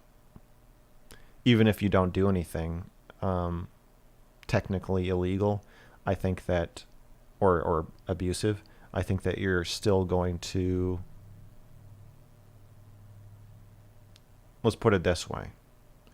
Do you think that I should be a gynecologist? No, I don't. Because anyone can be a gynecologist. We don't say like a straight man shouldn't be a gynecologist. You're still touching people's vaginas. And you're still supposed to not communicate interest or arousal. Gotta have boundaries. Pedophile could have boundaries.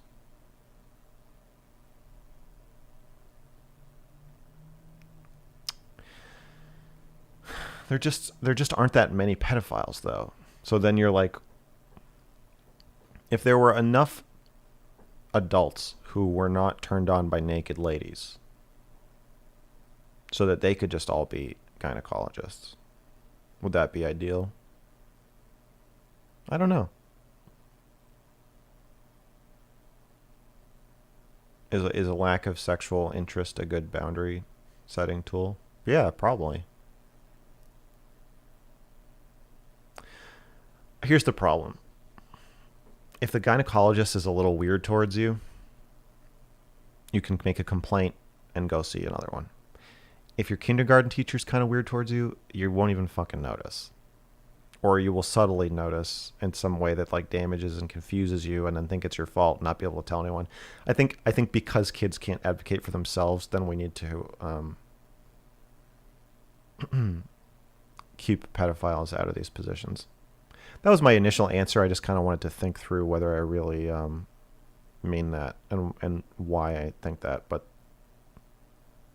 yeah, I think I don't think they should be preschool or elementary school teachers now.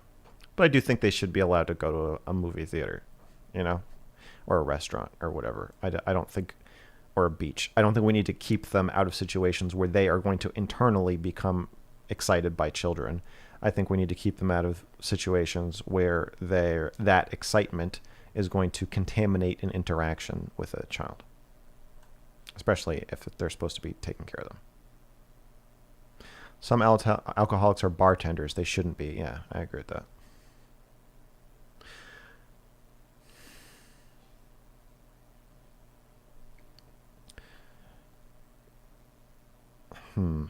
Should someone with necrophilia be a mortician? Right. And so in that case, you're like, no, but it doesn't matter as much because they're dead. But still probably not. $10 more. My dad's side of the family rejected me and my sister until we became successful.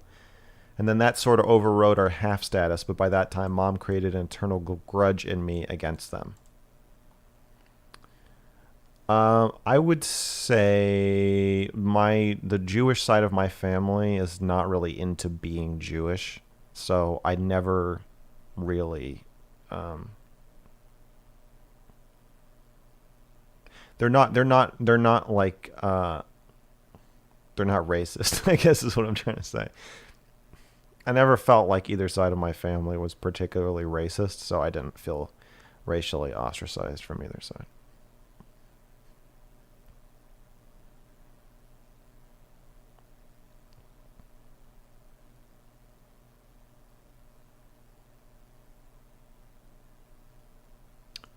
I work in finance, so here you go. $10 more. Thank you. This is called chat arbitrage, kids. Yeah. My occupation is hilarious.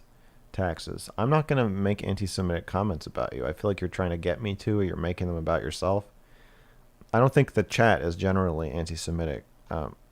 You'll get some people making some Jew jokes occasionally, but for the most part.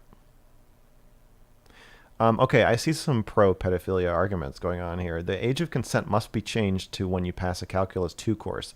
No one unable to understand should not be engaging. Is that an argument against the age of consent that you're making? Is that a joke? Are you jokingly saying that everybody has different cognitive abilities, and so it's, so whatever, so anything goes?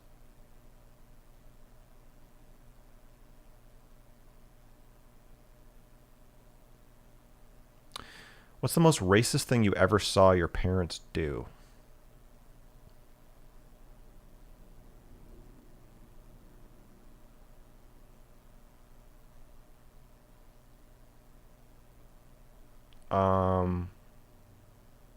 There's nothing that racist, but I don't want to tell a story about my parents right now. I know that's an unsatisfying answer, but I just don't want to.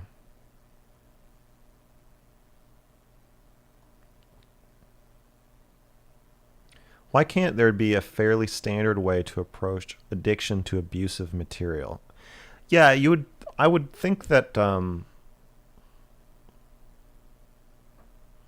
there would be some kind of program in place, or you could try transferring strategy over from something else, like just like regular porn addiction.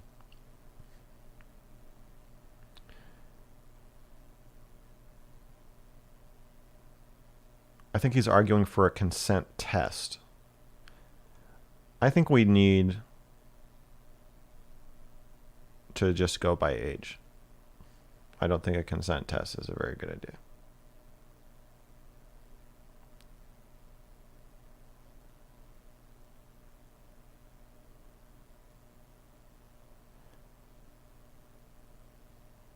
What's the percentage of big J's do you think are your audience? I also happen to be a J.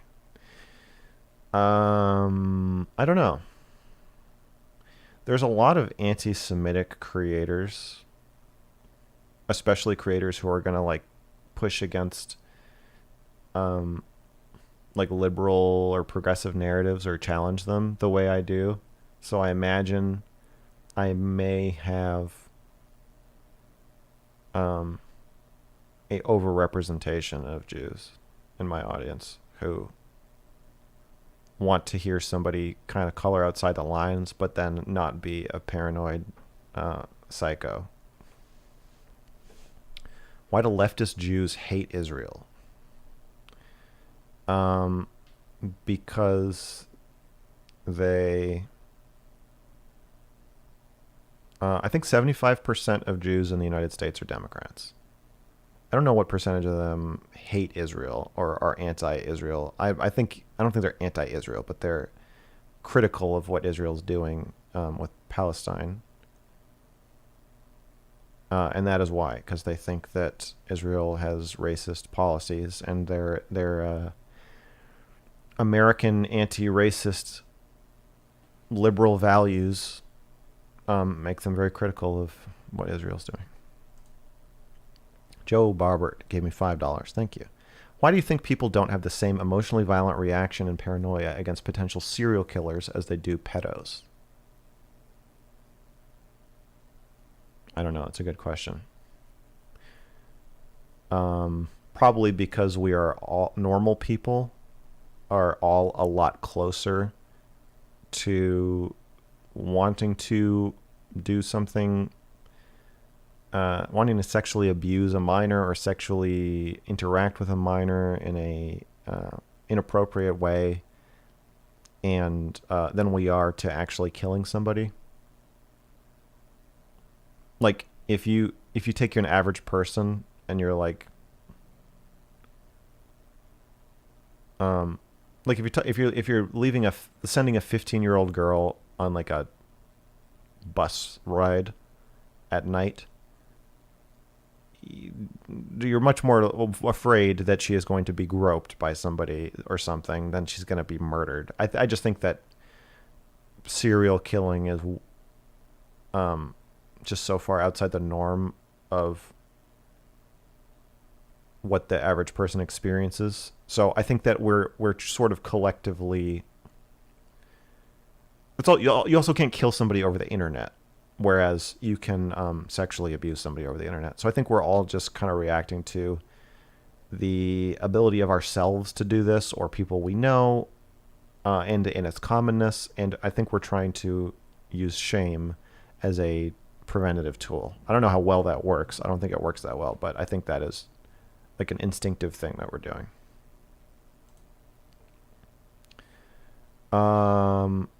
Chaos Law, $20 more. I wasn't saying you were that way. I guess I'm expressing how this has impacted me. Mr. Girl's pseudo advice and confessions. I showed your rap video to my friend after an Excision concert and doing coke. He liked it. Well, thank you. I appreciate that. And thank you for the more $20. I could just pretend to misunderstand what you're saying, and then you'll have to spend $20 more. No, I'm just kidding. You didn't have to donate $20 for each of these messages, but I appreciate it. $10 from Rock and Roll God. Has reverse CBT been tried with pedophiles, like in inducing an inversion? Is that even a thing? Is it ethical? It doesn't sound ethical. I don't know how you would do that. Inducing an aversion, I think is what you mean.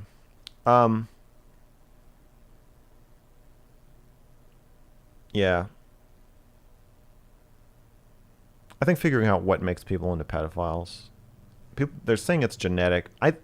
My theory is that we are all attracted to children as children. And then as we grow up, that attraction is supposed to change and our internal identity and sexual markers are supposed to change too. And then that attraction fades all the way or part of the way. And then our attraction to adults grows. And it's this just changing amorphous, spectrum-y, slopey thing. And I think pedophiles just get stuck. That's kind of how I see it. And that's completely made up. I have no evidence to support that whatsoever, and I'm interested to talk to people who know way more about it than I do and see what they think. I am going to talk to James Cantor.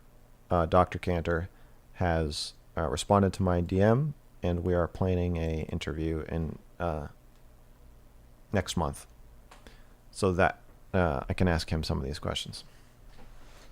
Twisted Mace, thoughts on the age of consent being 12? I think the age of consent should be 17 or over, especially in the United States. So anywhere where it's 16, I think it should be raised to 17. And if it's 18, I think it should be left alone. The age of consent being 12 would be fucking insane. The idea of I mean, just the concept that, like, the police are going to come to your house and be like, sorry, you can't file a report against this stranger picking your 6th grade child up and at school and fucking them. That's it. Your child consented. So there's nothing you can do. Nothing bad happened. They'll let you know when they're coming home. I think if you can't consent to, like, going and staying in a hotel by yourself for a week, I don't think you should be able to consent to sex. I think it's just it's a goofy idea.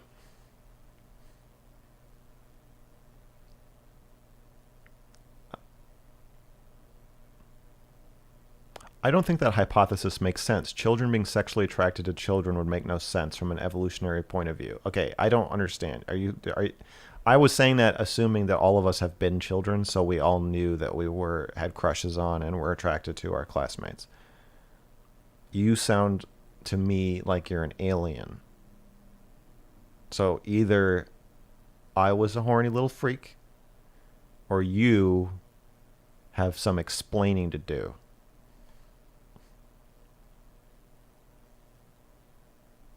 "12-year-olds can make their own damn decisions." That's not borne out by my experience, either of being 12 or knowing 12-year-olds or evidence. And I think you're wrong. Kyle gave me $4.99. This is off topic, but I know you have a BS in psych. What do you think about internal family systems therapy? Is it a legitimate model of the mind? I think I prefer external family systems therapy. But yeah, I think I think it is a legitimate model. I'm a fan of, like, at least for myself, trying to think of my problems and feelings through looking through different lenses. So and I think that one has value for sure. Of thinking of yourself as your family and doing to yourself the things your family did to you. And of the voices in your head. Yeah, I think that's pretty valuable. But I only have a BS in psych. I'm only answering this because you paid me to answer it. I don't want to sound like I'm saying I'm some authority on therapy. I'm not.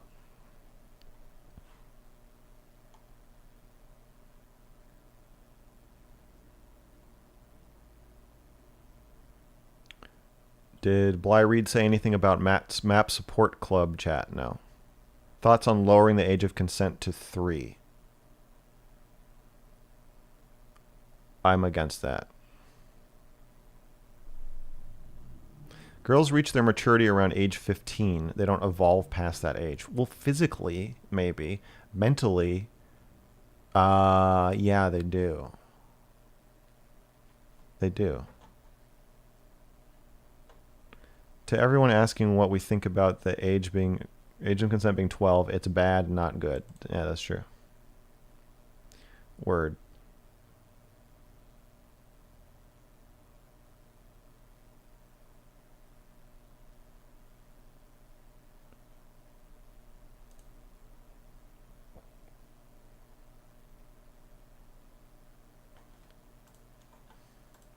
My Super Smash Brothers lesson is coming up. What time? Oh, no. Okay. I was just trying to make sure I didn't. I have my Smash coach. I have my lesson tonight. Obviously. Got to work on that Mario. Got to take Mario to the gym, baby.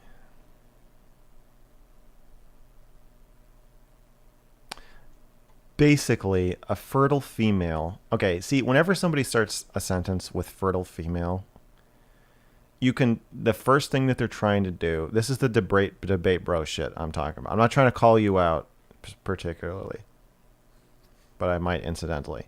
This is a debate bro thing where by getting you, they're first saying, like, stop thinking of people as people. Let's just imagine we're in a zoo, okay? And so it's not a woman or a girl, it's a fertile female.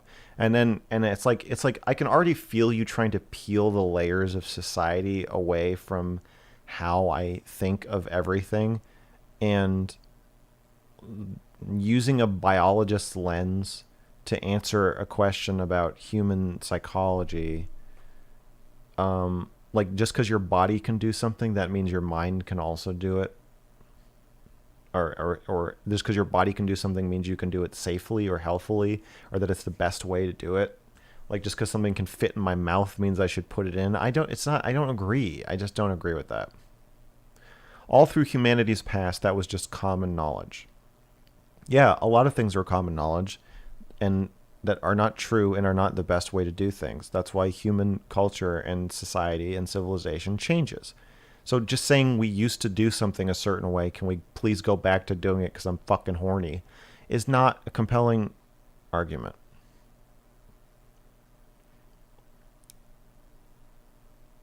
Even if you can prove that it does not harm children to have sex with adults, nobody wants you to have sex with their children. Nobody wants you to be able to do that legally.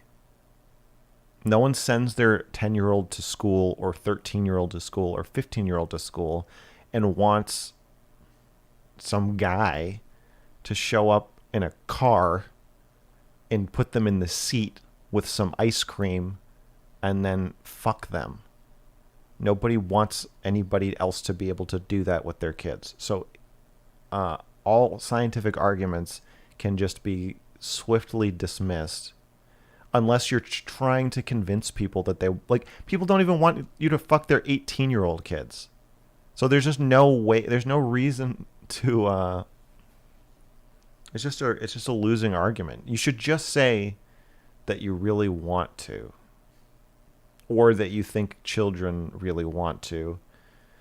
15-year-olds, really minors, really want to have sex and should be able to. But the fertile female thing, I think, just comes across as it comes across like you don't understand their reasons why people don't want you to fuck their kids.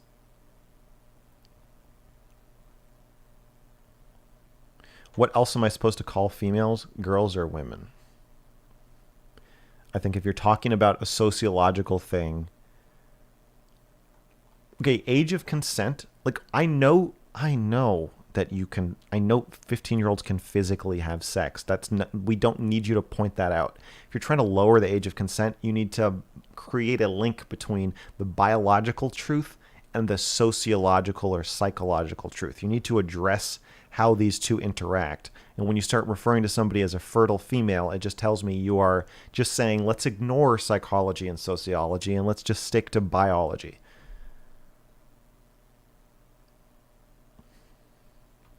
How do you feel like the interview went?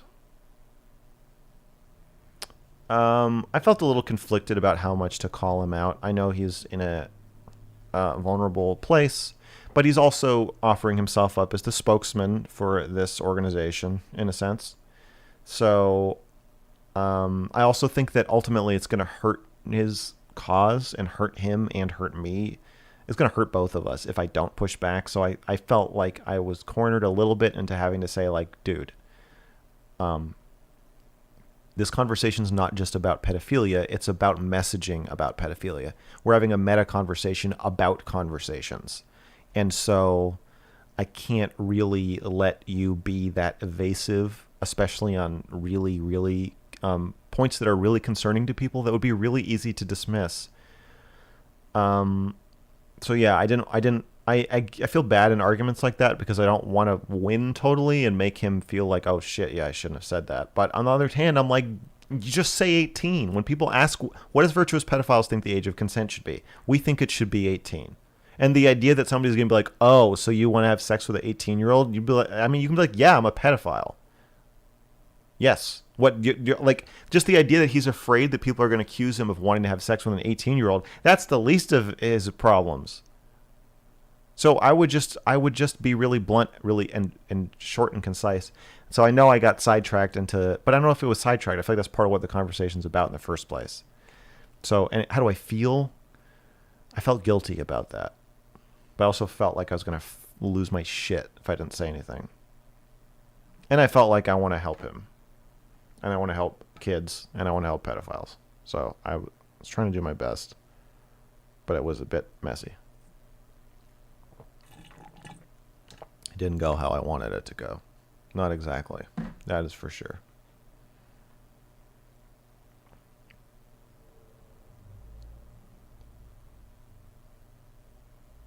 What about younger people's skin's proclivity to flush red, resembling good health? Good health is psychologically an attractive trait, which is why we find symmetry attractive.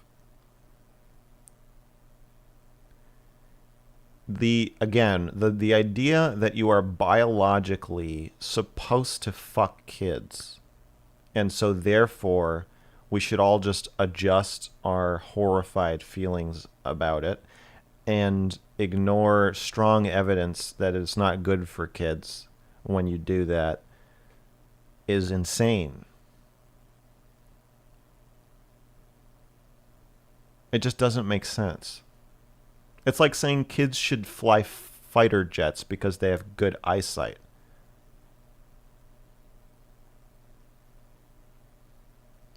No, they shouldn't.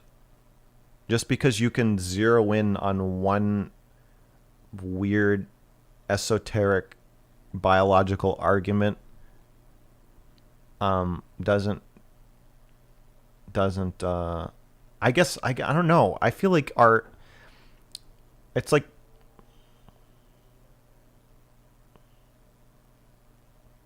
I guess this is part of what I was trying to get at with Bly, with just say you have a disorder. Because if you say you have a disorder, then you can just avoid all of this. You don't have to do this thing where you're like, I'm not the weird one. You all are. You're all in denial. I wicked supremed the poor guy. He tried to wicked supreme me. I agree it's wrong. I'm just providing a bridge. Asked you to provide a bridge. Oh, I see. You're trying to provide a bridge. See, to me, that just sticks with... It doesn't address... Saying young people flush red does not address the psychological or sociological problems.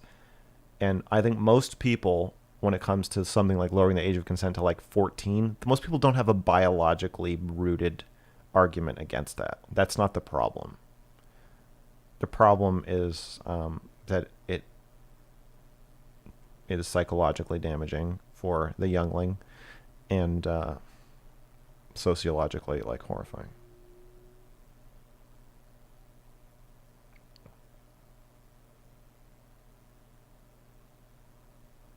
Dude, Max, it's hard to put the whole argument in 200 characters. I've heard the fucking argument. You're not going to convince me. If I could be convinced, I would have convinced myself by now, buddy. No, seriously. I've heard all these arguments ad nauseum ever since the cuties thing started, and I don't agree with them. I'm happy to engage with them, not on stream. I'm not gonna have anybody on stream arguing against lowering the age of consent, but in the chat, I will respond occasionally. But there's a 0% chance of you convincing me that like everybody is just wrong about this.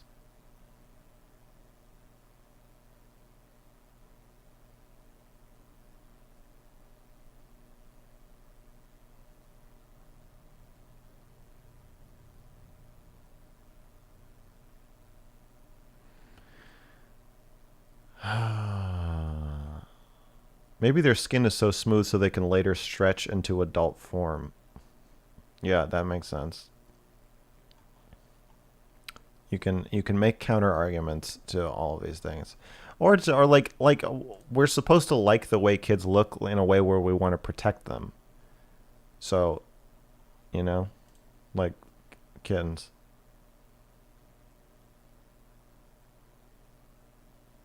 I had a friend that was around 13, 14, interact with adults and doesn't seem to regret it. How do you feel about pedophiles using this argument? I don't. If you've seen any of my content or watched me, it's Scrambly. You know that I don't believe in self-reporting about anything really. So when people say I did that, it was fine. Dr. K helped me. I don't believe in anybody's ability, and this makes people very angry at me. I don't believe in anybody's ability to describe whether something was healthy for them in a long-term way. I believe in people's ability to say something hurt them or their experience of it, or that they had a good experience or whatever. But to say whether it damaged them is something that is really complex and not something that the average person can just like clearly state, especially if it's like I had a friend, like I don't know this person. So it's not a good argument. Just because you can convince your victim that they were not a victim, it doesn't hold water for me. I think that it's like inherently definitionally harmful for a 14-year-old to have sex with an adult. Because 99% of the time, the adult is going to be so much smarter, stronger, more capable, have more means, and is just going to generally be in so much more control of the situation that I don't think consent is possible.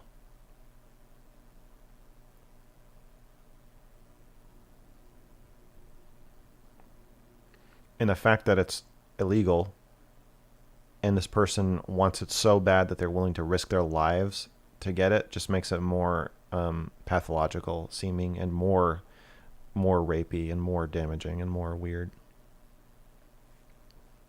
So I don't think it's a good argument at all. That the whole point is that it's about consent, that you can't consent. So the counter argument can't be that, I had a 13-year-old girlfriend who consented. That doesn't make sense. Can you shout out my friend Tyler has been a fan since the Destiny debate? Hello, Tyler.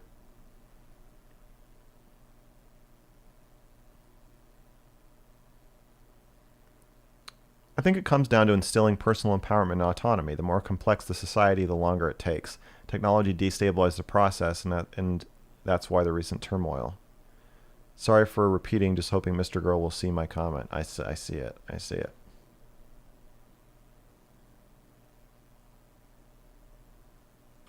Yeah, a society like without language and structures, you could probably lower the age. Like I would assume in a hunter-gatherer society, I would assume historically the age of consent would be lowered, because the ceiling on how smart and manipulative and powerful people can get would be lower. And like probably by the time you're 15, if you're a hunter gatherer, you're already basically doing everything. You're like probably classified as an adult. So the power imbalance would be different. But I also don't like the implication of me saying like, well, as society is now, like, I just that's just a hypothetical. I don't. It could also be that it's not true and it's always damaging, and just 15-year-olds get raped in hunter-gatherer societies. I don't know. I've never lived in one. How do you feel about teenagers that lie about their age to have sexual access to adults? I think that's a perfectly understandable thing for a teenager to do, and adults need to check their IDs. So they can't do that and not allow them to do that. I've checked girls' IDs before on Tinder. Show me your license. You ain't getting shit. Mr. Girl, how culpable would you say society is in regards to psychological damage inflicted on the victim of sexual abuse? This is another counter argument I hear a lot, that it's not the sex that damages the victim, it's society's stigma about the sex. I don't buy that at all. I'm sure technically the answer is a non-zero answer, but we have all agreed to not fuck kids. And if you fuck kids, it is your fault. And if everybody else gets really upset about it, it's still your fault. And if them being upset about it hurts the kid's feelings, it's still your fault. Don't do it. I think that just has to be the deal. So I understand if my child ever comes home from school and says, my teacher molested me or something, I agree. I'm not going to react to it by being like, oh God, what did they do to your body? Your pure body. You're fucking ruined now. Like, I'm not going to react that way. I'd probably have a controlled, contained reaction, ideally.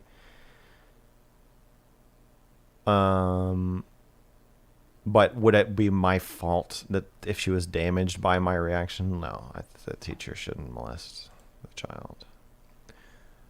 $5, thank you. When I was 14 to 16, I lied on Tinder and OkCupid to have sex with adults. Do you think they should have checked ID, or do you think they probably knew? I don't know. I can tell you that the law, they're the ones who broke the law. The law says you have to, at least in California, I assume this is true in every state. I'm not sure though. It is your job to make sure the person you're having sex with is 18 years old or the age of consent. Because we know kids are liars. They're always going to lie. They're always going to want to be older than they are. And they're at a vulnerable stage where, yeah, they can physically have sex. They want to have sex. They're smart enough to lie to have sex, but they're not old enough to actually have sex. And it's the adult's job to prevent them from circumventing that boundary and to hold the boundary. And do they know? I don't know. It sounds like they didn't care enough to check. The girl I ID'd was 21 or 22, I think. And I was 28.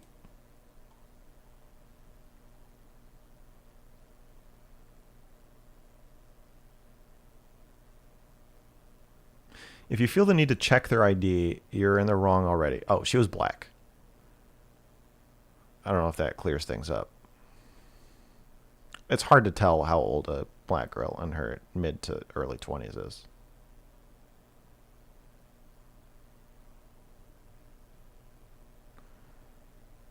For me. Being told I couldn't consent to sex really pissed me off when I was 14. It was dehumanizing, but I was afraid to speak out because I felt powerless. So in the end, I proved minors are vulnerable. It's not dehumanizing. You think it's dehumanizing to tell an 8-year-old they can't drive a car? It's not dehumanizing. It's just saying, like, you're a little stupid idiot and you can't do this yet. The boundaries don't have to be dehumanizing. I still feel guilty about it, but that made me feel a bit better. You didn't do anything wrong. Yeah, I understand you feel guilty. Most kids feel guilty when they've been sexually abused somehow. I'm not saying you should slap the abuse label on the experience if it doesn't sit right with you, but you could. Well, let me put it this way: if you did and you said I was abused by people on Tinder, because they let me lie about my age, I wouldn't say you're wrong. I would say they didn't do their job.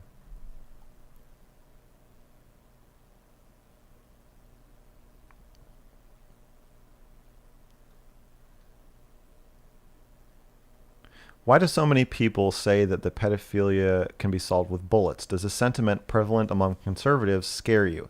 As somebody who is seen widely as a pedophile, the sentiment that pedophiles should be shot does kind of scare me. Yeah, that's something that does concern me sometimes. Why do they think that? I think it's a witch hunt thing of just wanting to virtue signal to everybody else in the conversation that you're not a pedophile. Because why would I mind if pedophiles are being gunned down in the street unless I was one? That just seems like typical witch hunting behavior. Because a witch hunt's not about any one person. A witch hunt is everybody hunting each other and trying not to be the hunted.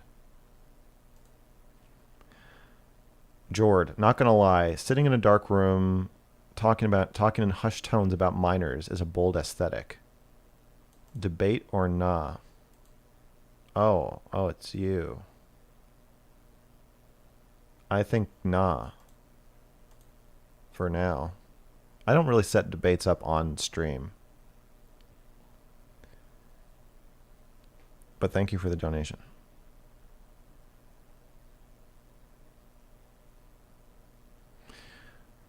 Lil Lola asks, can you make a comedy YouTube video with your doll? Haha, I think that would be so funny. Here's what's going to happen. The doll is, I think, going to be here in 3 weeks, something like that. This is a real doll from Real Dolls. I'm going to review the doll. I'm going to make a documentary about my relationship with the doll. And I don't know how much I'm going to film. I know there's going to be a PG-13 version of the review for YouTube. There may be a rated R version. I don't even know if you can show the doll naked on YouTube, so I kind of can't really review the doll if the doll's not naked. So I think there's going to be an R-rated version. It might be on Odysee. It might be on my website. One of those two places. Or I think you can have nudity on Patreon. I don't know. I don't know if I'm going to make it Patreon only. I gotta figure out. I don't want to restrict it. Maybe I'll put it on my Patreon, but make it free, so people have to go to the Patreon to watch it, but you don't have to sign up. Maybe I'll do that. And then there might be a NC-17 version of the review. I'm not sure though. I haven't even met the doll yet, so I don't want to say anymore. The Clark Cunt said, "Thank you for sharing so much of yourself with the internet. I really appreciate your videos. Thank you. I appreciate that, and thank you for $5.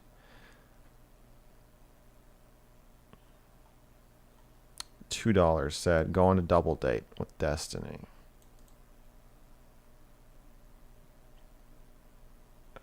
Destiny and me, the doll. Who's the fourth person? Melina? Jord, thank you for another donation. Y'all saw it. He fears the debate. Okay, I'll come back at 10K.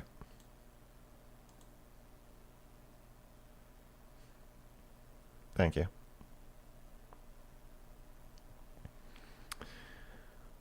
I want to get one of those dolls so I can put my shirts on it after they dry so they don't wrinkle. That's a really good reason to have a real doll. Did you watch Lars and the Real Girl yet? No, I think I might watch it with the doll.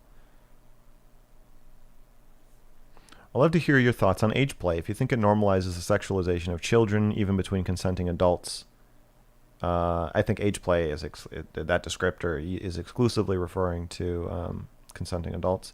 Is it a healthy option to indulge in inappropriate, wrong thoughts? I think age play is fine. I mean, I told you I got my diaper changed. That's not the only age play I've ever indulged in, and I think I'll probably indulge in some more. Yeah.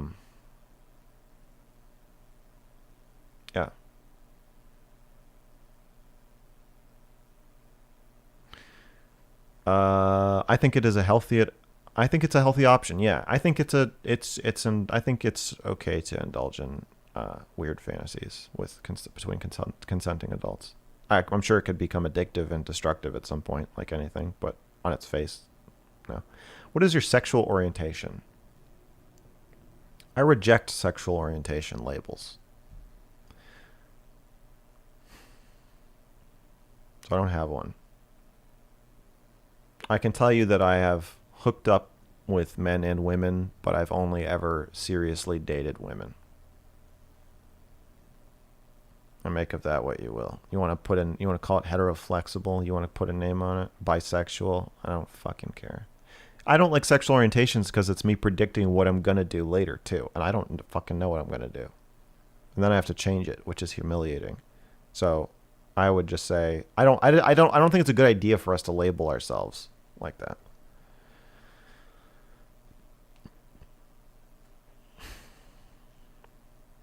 It's a spectrum.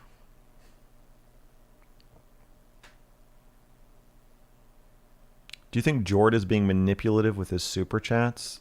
I mean, he's paying me to read his messages. I don't think that's manipulative. That's what the super chats are for. Oh, you mean the things he's saying, like he's calling me a pussy? I think he's pretending to be manipulative. I think he's being somewhat affectionate and joking with that. I don't think he really means that, but I think there is a little poke in there, but that's okay. Do you reject pronouns as labels? I reject pronouns as... I reject telling other people what your pronouns are. Nice. Don't need a label. Just wanted to see how open you were. How open I am. I don't think someone who's straight means they're not open or somebody who's gay. You're calling me a slut? I'm open-minded. But you could be open-minded, but still be straight. What do you think of the latest Booksmarts drama? What latest Booksmarts drama? Booksmarts. What the fuck did he do? Booksmarts. Twitter. What's going down? You tell me what's going on. Retweet to get Twitch's attention. What is he? Do you have experience requesting refunds on Airbnb? Please reply or DM me. The system seems really sketchy. Okay, that's probably not the drama. Where's the drama? Mr. Girl returns. You're getting tired and a little reckless. Just saying, I love you, but think about ending tonight's stream. I am fine. I can fucking drive if I want to, you son of a bitch. I don't know what I'm gonna fucking say. Age of consent could be fucking 2. I don't give a shit. Fuck you. We're all going to get and join for this panel for us. What happened to Booksmarts? Fuck, this goddamn delay. I gotta set it up better without the delay. Yeah, Booksharts. I heard you say that. I'm not gonna call him that. I still have a soft spot for Booksmarts. Okay, I don't see anything on Twitter, so I don't know what drama you're talking about.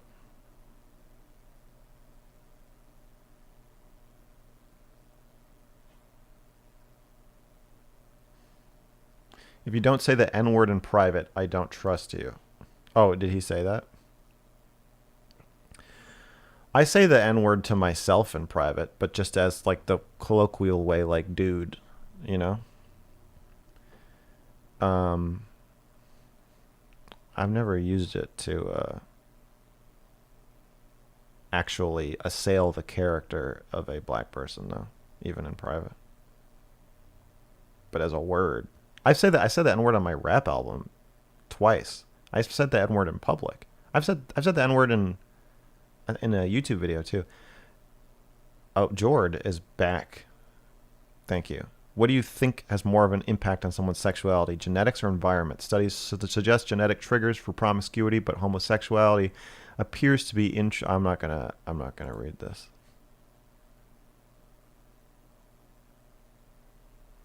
I don't want to be clipped even entertaining it. Studies suggest. I think you just think that. I'm sure there's a study that suggests that, but I don't believe you. I don't think the evidence is as bountiful as you're implying.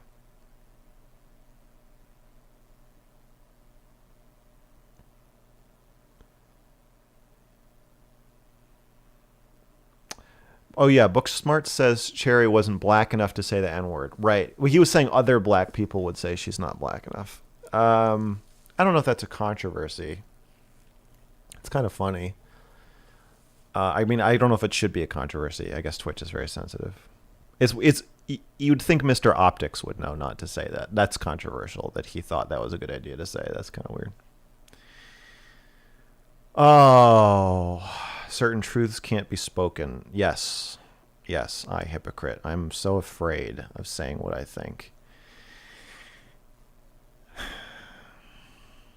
Don't come to me. Don't come to me as the person you're going to accuse of being afraid to say the truth.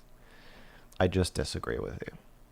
If me saying the girls and cuties are hot and all the other things I've said does nothing else, I want it to buy me the trust in you, or buy me your trust enough to know that if I thought that being gay was the result of people being molested, I would say that. I would make a whole video about it, but I don't think that.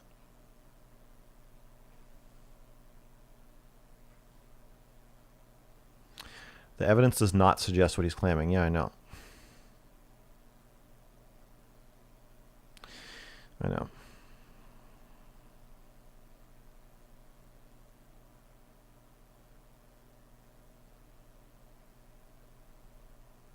Am I scared of bugs? Yeah.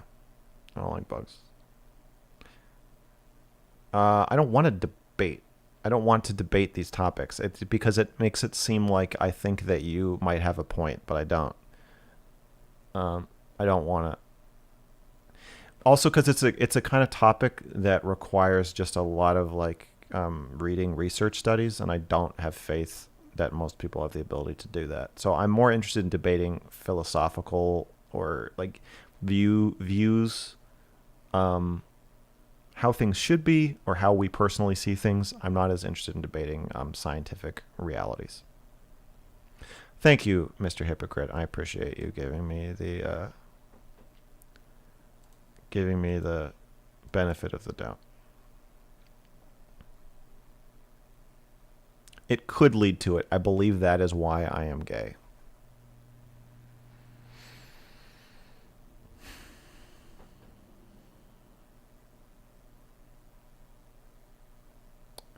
I don't know. I don't think we know why people are gay. I think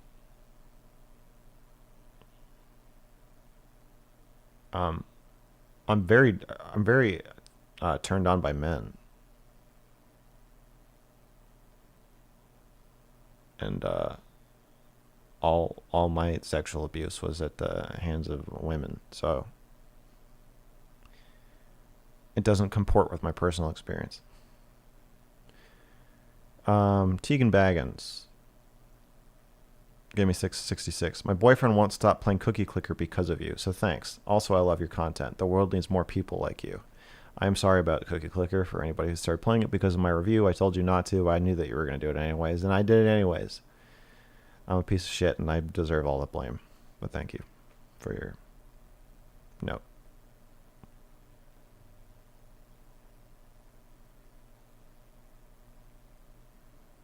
Maybe see if you can reach out to Judith Levine. Yeah, I got her on the list of people I'm going to reach out to. Harmful to minors, the perils of protecting children from sex. Oh, that's the name of her book? Uh-oh. Okay, I'll talk to her.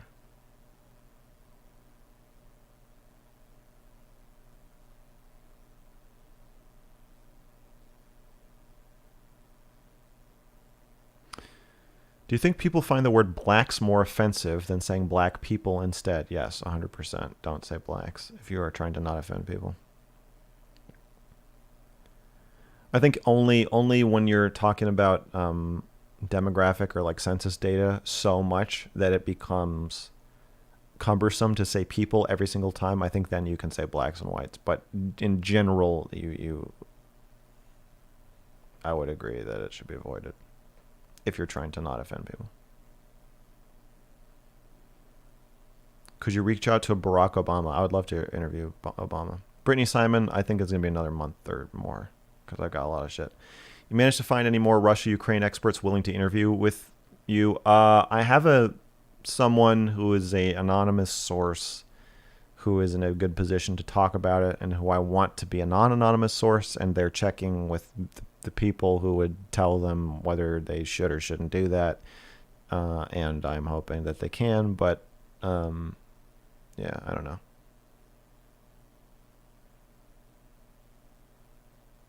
I hope so. I'll find somebody, I guess.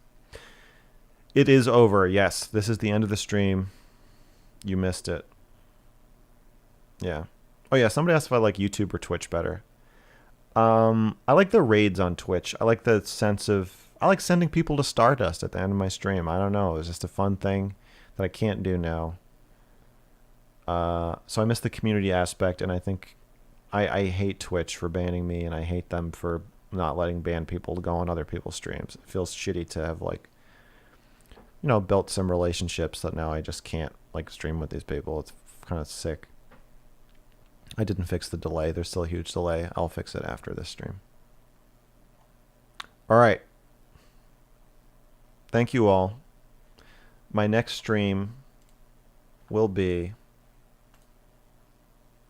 on Saturday. I will be streaming with Hunter Avalon and Carissa Avalon on Saturday at 7 p.m. Eastern. I believe we're going to talk about a broad range of topics, and I think one of them will be consent. I think that's the plan.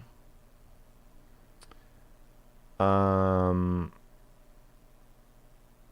gonna fight. I'm gonna have to fight both of them at the same time.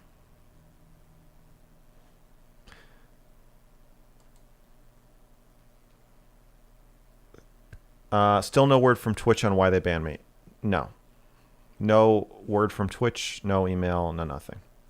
Thank you for the 449. Lil Lola, I appreciate it.